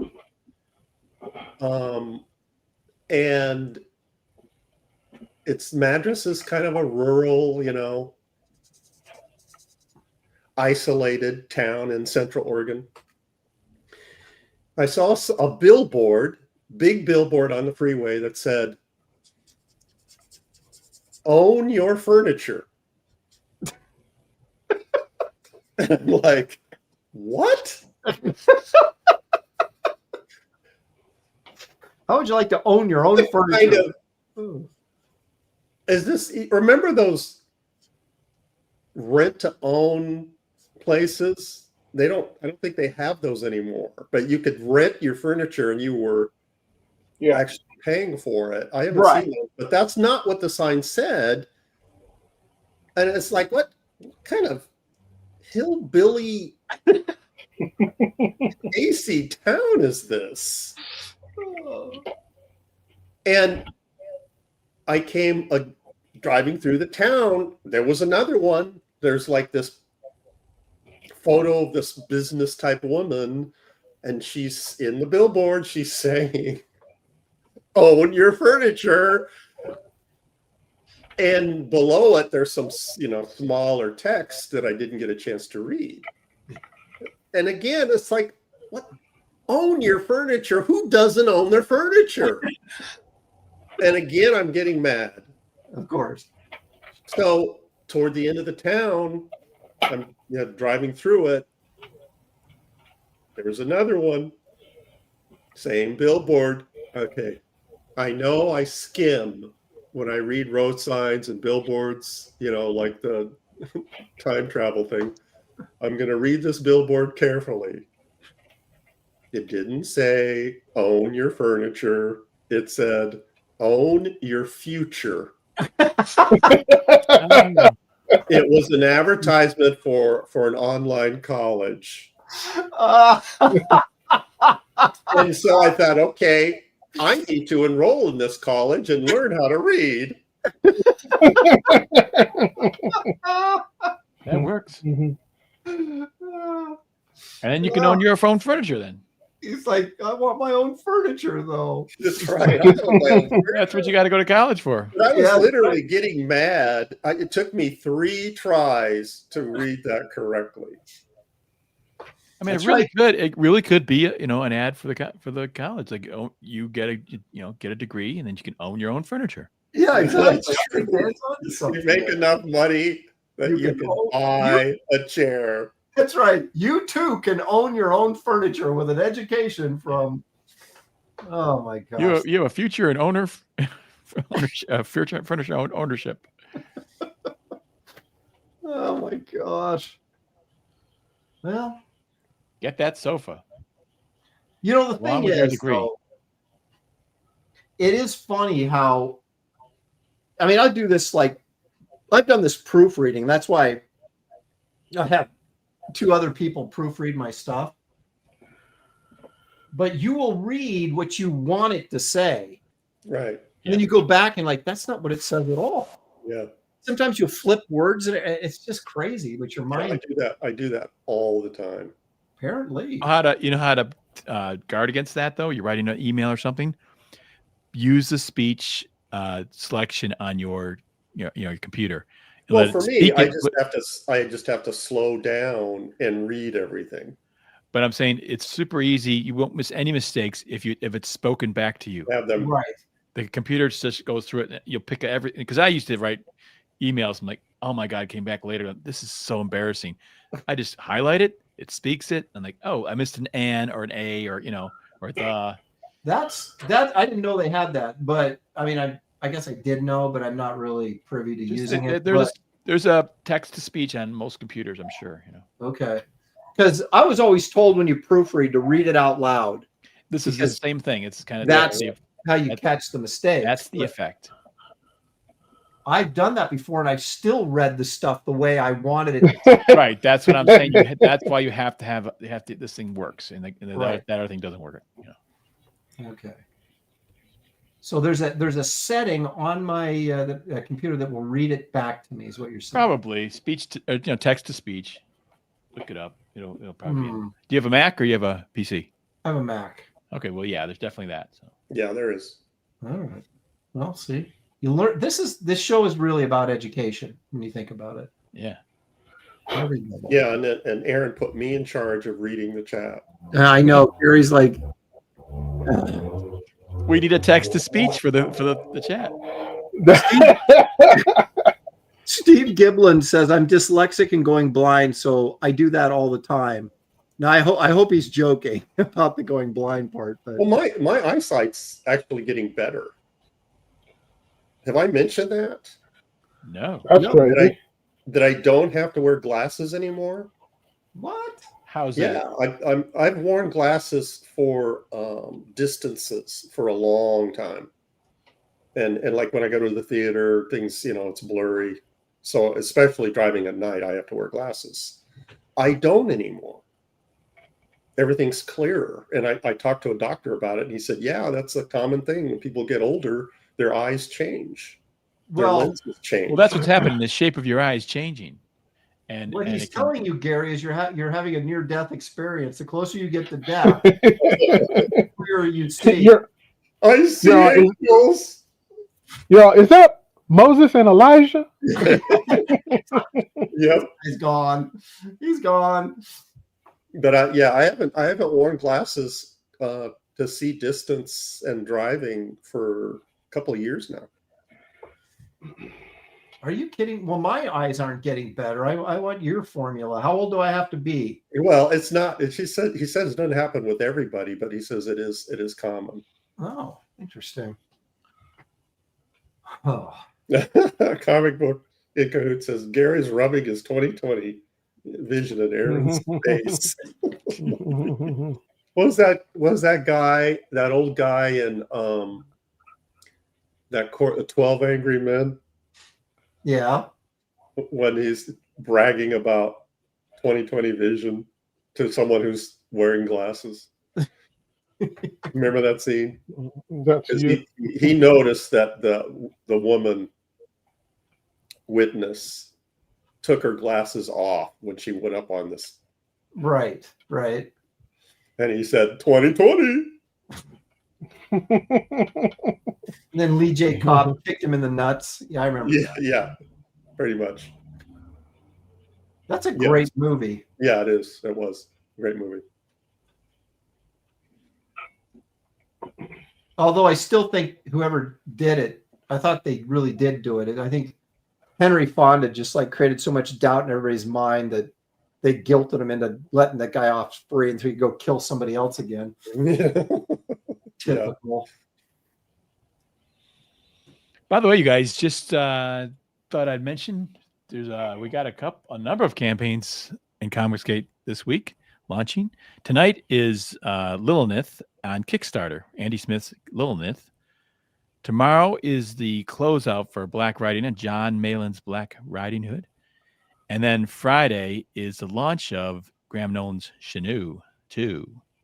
Crazy week, man. Yeah, so lots going on, just so you know. I think the other ones will be on Indiegogo. So.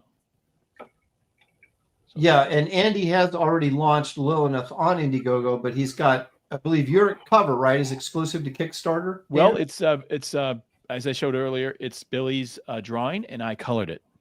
Well, yeah, but we still, you're on the show, Billy's not, so it's your cover. My cover. Yeah. It's okay. I'm not taking credit for it. Yeah. And you what's made kind it of yours. interesting though is you made it yours anyway. You know what's interesting is Billy and I make a pretty good team. Yeah. And I think I'm like, well, we should do more of that. I agree. Yeah, that was again tremendous piece. So I was really surprised. I mean, I kind of had an idea. Sometimes, like, you remember Wrightson, how he would say he sees the picture complete and all he does is so almost like he has an opaque projector and he just traces it, that what he does down onto his paper. Yeah, I never see it. I never see the vision of the final piece. I'm almost. Did Wrightson say that? Yeah. Yeah, he did. He sees it. It was in a video. He sees it exactly as it's finished, and it's almost like he just traces it down. See, that's interesting because when you look at his sketches and drawings, there's a lot of sketchy lines in there, like he's working it out, as opposed to Kirby, where Kirby drew with a lot more. Well, yeah, but I think the thing is, it's like, it's not necessarily how long does it take you to get there, but it's like having the ability to transform what's in your mind down on the paper exactly the way you see it. And I can't do that. That's why I get pissed off, because I get something in my head and then I draw it and it's like, that ain't what exactly coming out the way I thought it was. Because you have to work some of it out on the paper. Right. But I've never, I'm not saying I'm not happy with like finished drawings and stuff, but I'm just saying that what I envision in my head is always like, say, maybe more dynamic than it actually turns out. Right. More, yeah. It's always better in your head. Right. But the fact that maybe that explains a lot of his greatness is, when he was great, is that, he achieved what his vision was. Right. He could actually realize it fully. Okay. Yeah, that makes sense. Because like that as an example, that Big Barda piece that I inked over Kirby pencils, there are no layout lines in it anywhere. Yeah, if there's anybody who could say that they could just project, I was always thinking it was Kirby. And the way that Marv Wolfman and Lynn Wein describing when they were over his house and they seeing him draw from beginning to end, where he'll start with a hand over here and a foot over there, and then they would come and then they would converge in the middle. It's crazy. Yeah, he would start with an eye or You know, Yeah. he wouldn't lay out the figure. He would just start drawing, you know, limbs. Yeah. All while he's talking to them. Yeah. Which is crazy. Yeah. So it's like, you know, it reminds me of Amadeus, the scene where Hmm. Salieri is realizing that Mozart composed the music in his head and then he just wrote it down. Yep. And I do think that is one of those things that you can kind of pinpoint for guys that are geniuses and those of us who are just, you know, chugging along, trying to do our best. Figuring it out. Yeah, exactly. Because I could never, I don't think I've ever done a drawing where it looked like I thought it was going to look what it was in my head. Because it's in your head, it's perfect, right? You got it figured out. But it's for some reason, there's something translating it from your brain through your hand onto the paper that sometimes. Well, especially if you're inking the drawing, because the inking process changes it. Yes. Mhm. And for me, I never know what it's going to look like when I'm finished. Right. Until you, Because of, you know, doing different inking techniques. If I'm doing splatter or cross hatching or whatever, it's hard for me to visualize the final product until I fill in all the blacks, and then it's like, oh, okay. Yep. And so, you know, maybe that is it. Maybe that is how you define genius, you know, as guys being able to more fully realize what they're conceptualizing. Being able to really, really see it in their head. Yes. Yeah, because I have stuff in my head, but it's like, it's cloudy. You know what I mean? Yeah, exactly. You don't, it's kind of it's a vague image. Right. And so then and you just kind of work it out on the paper. Right. And a lot of times that's why you know, throw stuff away because you go, this ain't working the way I want it to work or whatever. It's not. Yeah. But also there's a comfortable ability. Yeah. A comfortable aspect to some people who have to go through the process, because I would tease Arthur Adams because he still uses blue pencil and then he pencils it tight and then he inks it. I said, dude, take off the training wheels. You're drawing it 3 times. You know, it's crazy. But hey, you know, don't mess with the process. The man's still a genius at the end of the day. Yeah. Well, I think that's because the way he's doing it is kind of like a sculptor with clay. You take a little bit off, put a little bit on, you kind of, you know, noodle it here and there. Have you seen his blue pencils? What about them? They're so tight. They're really tight. Yeah. Really they're super tight. And then his pencils are tight on top of tight.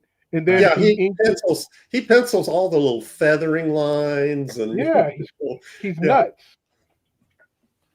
He's absolutely nuts. But it's a process. And you know what? Don't mess with the process. If he's getting the results he wants at the end of the day, right. Yeah. So be it. Yep. Yeah. Somebody tell him he's doing it wrong. You're doing it wrong. I've been meaning to tell you this, Arthur, for years, but this whole thing, you're not getting it right. Yeah, I was watching the last couple episodes of season 5 of Chosen, and it's like what Judas is trying to do with Jesus. He's telling him he's doing it wrong. Mm-hmm. I just started watching that. Don't spoil anything. As if I don't know. Tell me how it turns out. I don't want to know. Judas is bad guy. But I hadn't thought about Dummy, why'd you just blow it for me? Yeah, hadn't thought about that. That's hey, you know why did Judas do what he did? And that's, you know, the way they portray it. It's like, okay, that's why, because Judas had his idea of who Jesus should be and what Jesus should do. Right. Mm-hmm. And Jesus was not living up to those, you know, his standard. Well, and Scorsese's version, Judas was the good guy. I never saw that movie. I didn't either, but I read about it. Okay. And basically Judas is the one that talks Jesus into, dying on the cross and doing all this stuff. And it's like, where did you get that, man? And that's why he's going to hell. Right. Yeah, all those great films that make a difference. That's right.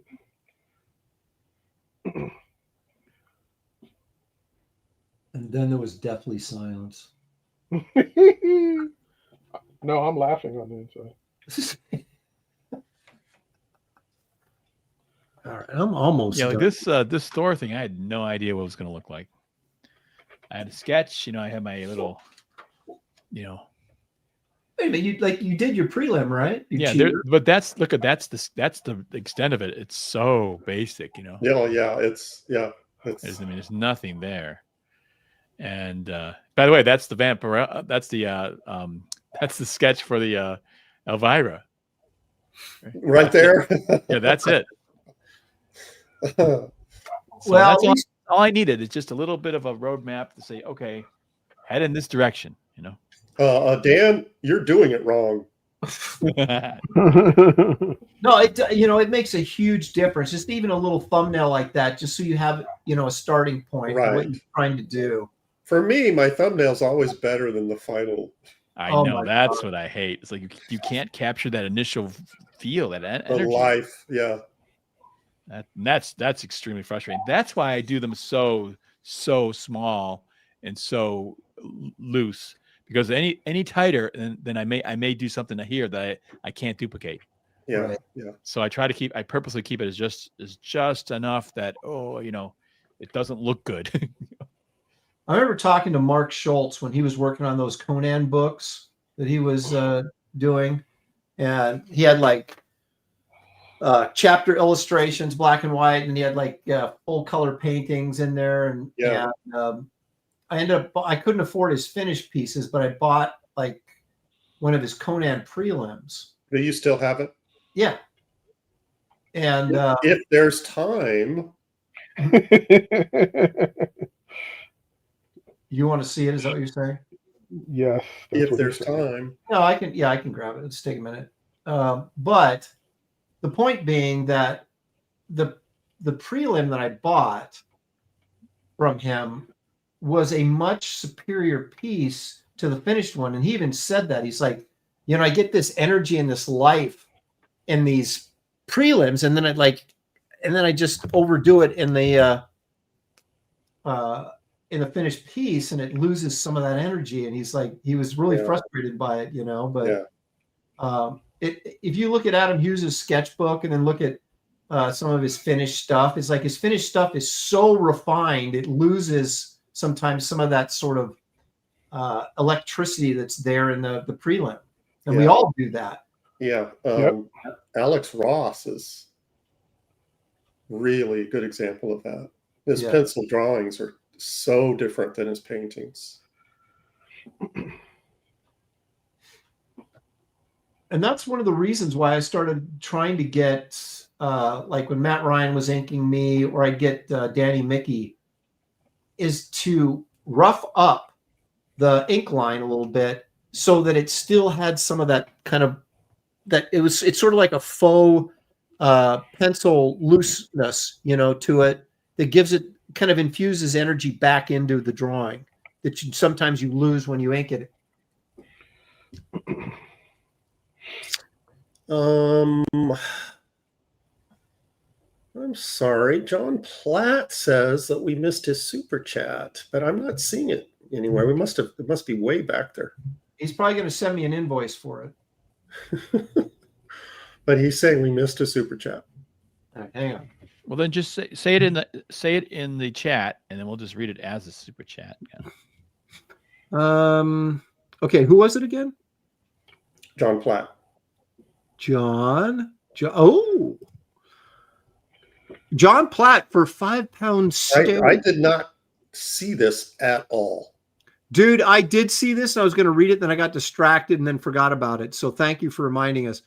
Did he say earn your furniture, or own your own furniture? Own your own furniture. John Platt, £5, says, been Christmas shopping for family and ended up buying myself Marvel's John Carter Warlord of Mars 1 through 16. My favorite cover art is issue 15. I am a huge fan of that series. That's Gil Kane, inked by Rudy Nebres, and Me it too. is killer. Yeah, that stuff was my bread and butter. Yep, I love that book because I Me love too. John Carter, but then to have that level of artwork in it made it even better. Yeah. Yeah, what Nebres did to Gil Kane was magical. What he did to Gil Kane should never be spoken of. Never the same. Gil will never be the same. I remember talking with, when I was at my early days at DC, talking with Dick Giordano about that book. And DC was responsible for bringing over most of those top Filipino artists, Alcala and Nebres and Nino, and but I don't have any memories of Nebres doing DC work. I don't know if he did or not, but all the other guys did. They were instrumental in finding those guys and giving them work. Right. Mr. Redondo and all those guys. Yep. And he was saying, it's like we were talking about how great they were, and he said, but every once in a while you have to pay attention that you might find, considering where these guys are from, you might find like a grass hut in the background of something. Oh man! Like what?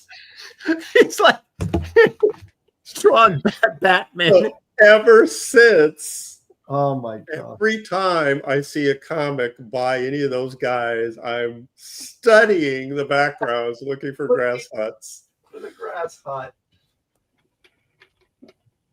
I haven't seen one. I haven't found one yet. All right, here's the two pieces. I'll go large here.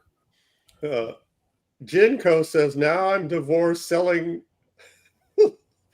assembly furniture at a swap meet. Anyway, come on, focus, baby. Okay, this is the prelim? Yes. Let me get this thing to focus. Doggone it. We can kind of see it. This does not look like a sketch. I know, but the finished piece is much, it doesn't have that same, especially this guy charging towards Conan, that energy isn't in it. Now, this is a finished piece here that he did for a Dark Horse book. And you haven't shown that before. I don't think I've ever seen that. I wonder if I take this out of the Mylar, if it'll show better. It might.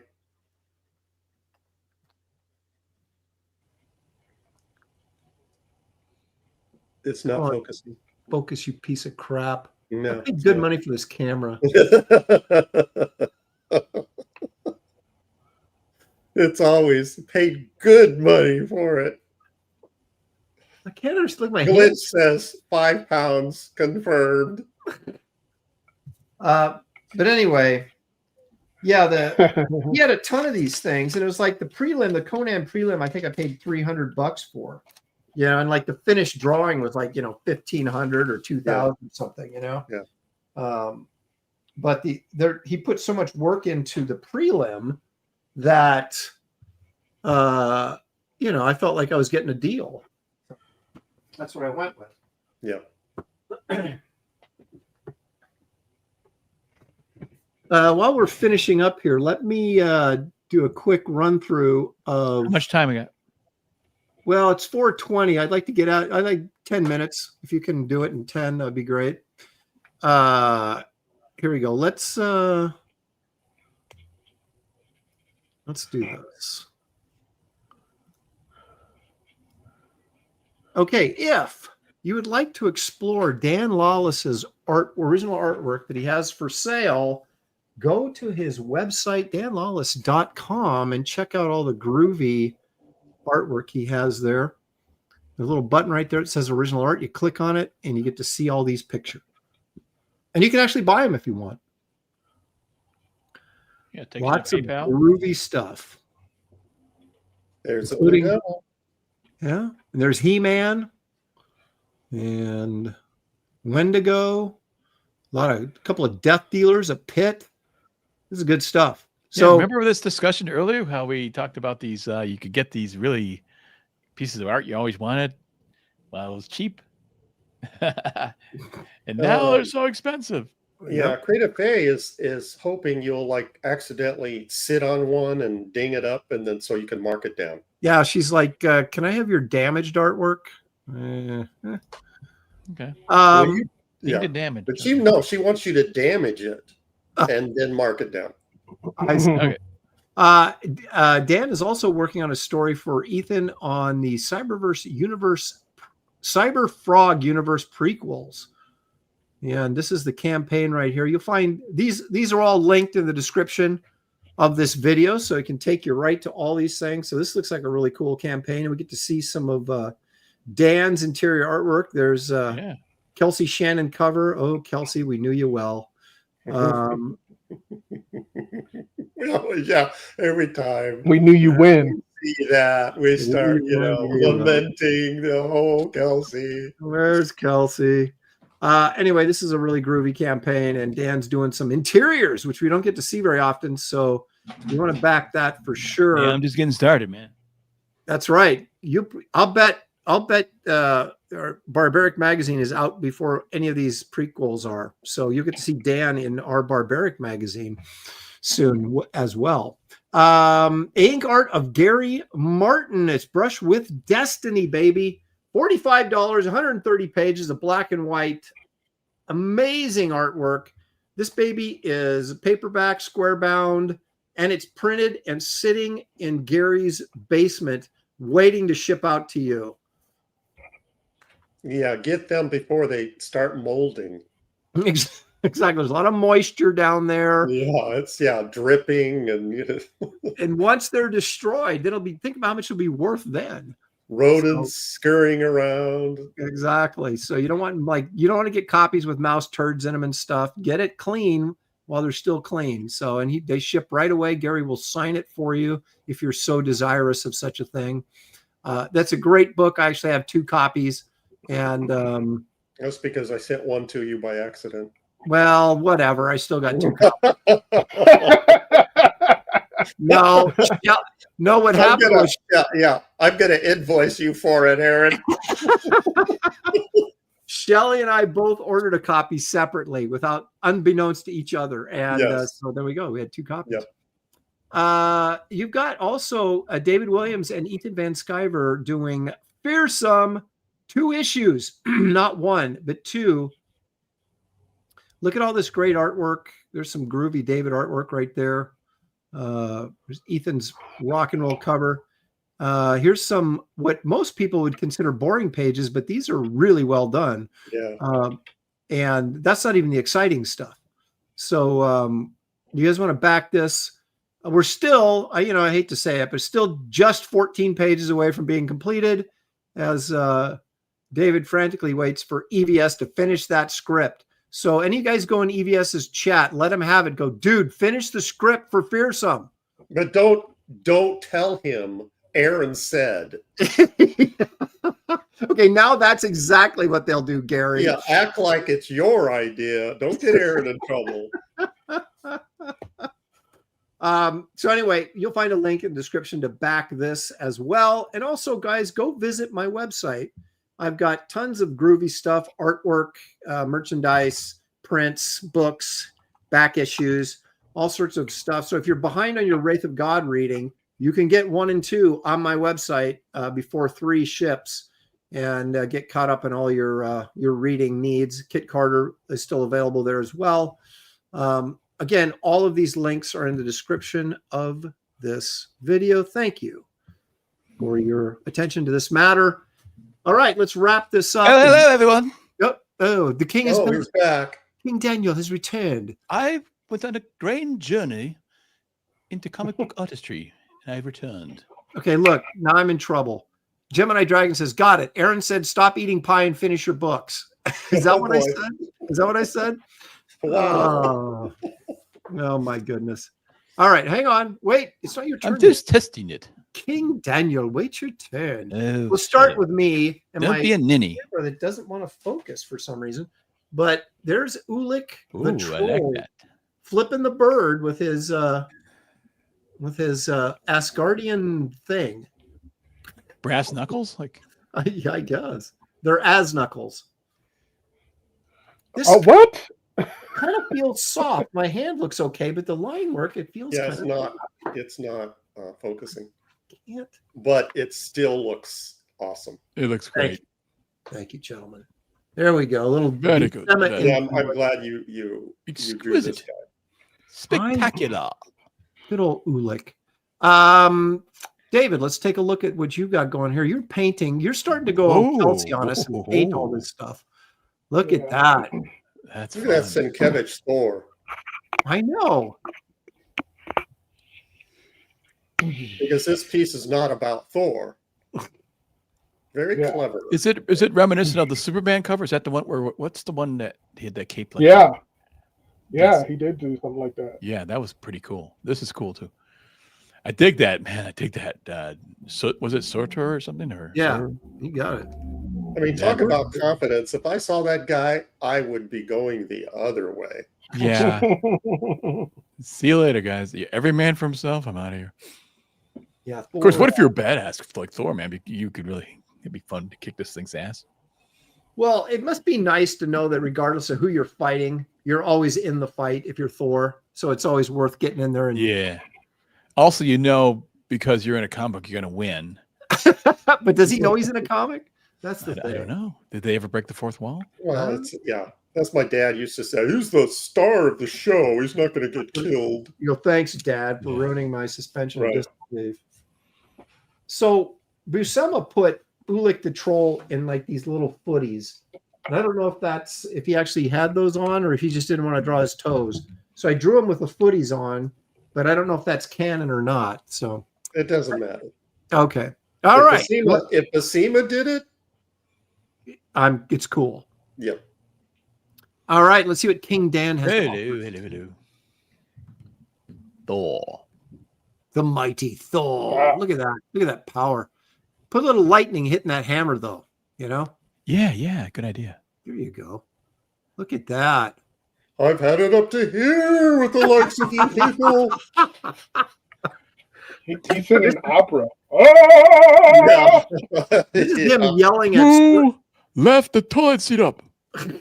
This is 30 seconds before David's scene. This is the shot of Thor yelling at Yeah, Surtur, exactly. and then he's Exactly. flying at him the next scene. Yeah, I'm gonna finish this baby up. I like it quite a bit. So No, it looks great. yeah, I think you're right. That'd be perfect. Add some lightning, How dare you step on my cape? You'll and this will be pay. for sale, by the way. Anybody who wants it. So That's right. Hey, on this show, everything is for sale. yeah, if it's not nailed down, it's for sale. That's right. So Cool. that is it. All right, I'm going to try this camera right here. See if that's, there we go. That's in focus now. That's nice. That is better. Excellent. And he has a So I'm little, gonna shove this up your ass. Oh, he's got a little footy on. We almost made the whole way through the show. we Yeah, almost did. Funny. Yeah, there's almost. a little footy right there. We need that Anyway. Asgardian to protect him. Okay, let's zip out of here. Okay, so things that are happening today of importance. The landing party is on in 30 minutes as we talk about the latest Star Trek Season 3 episode. And then Andy Smith doing his Kickstarter launch, I believe, on his own channel. Perhaps on Billy's. I think it might be Billy's, actually. Okay. Well, on somebody's channel. Yeah. So he Hang on a launched second. Little Enough on Kickstarter. So Billy's There you on there go. right now, just with Deb, and I'm looking at it, and Andy comes in, I think, and nowish. It was going to be now, so I might pop over there with my stupid outfit on. So there you go. Hey, got it on. You might as well use it. he gave me the link. So And because Stealth X5 demanded it, He said next week we're doing the whoever Oh, yes. the most super chats, the highest accumulation of super chats gets to pick next week's categories. So, or the following week's categories. So that's what we'll be doing next week. Should be fun. Last time was fun. We did it. So anyway, there you go, guys. Thank you for the super chats. Thank you guys for participating. Cheerio. Couldn't do it without you. We'll see you next week right Thank you, here everybody. on Graybeard'S Studio. Good night, everybody. Corn dogs. Corn dogs. Corn dogs.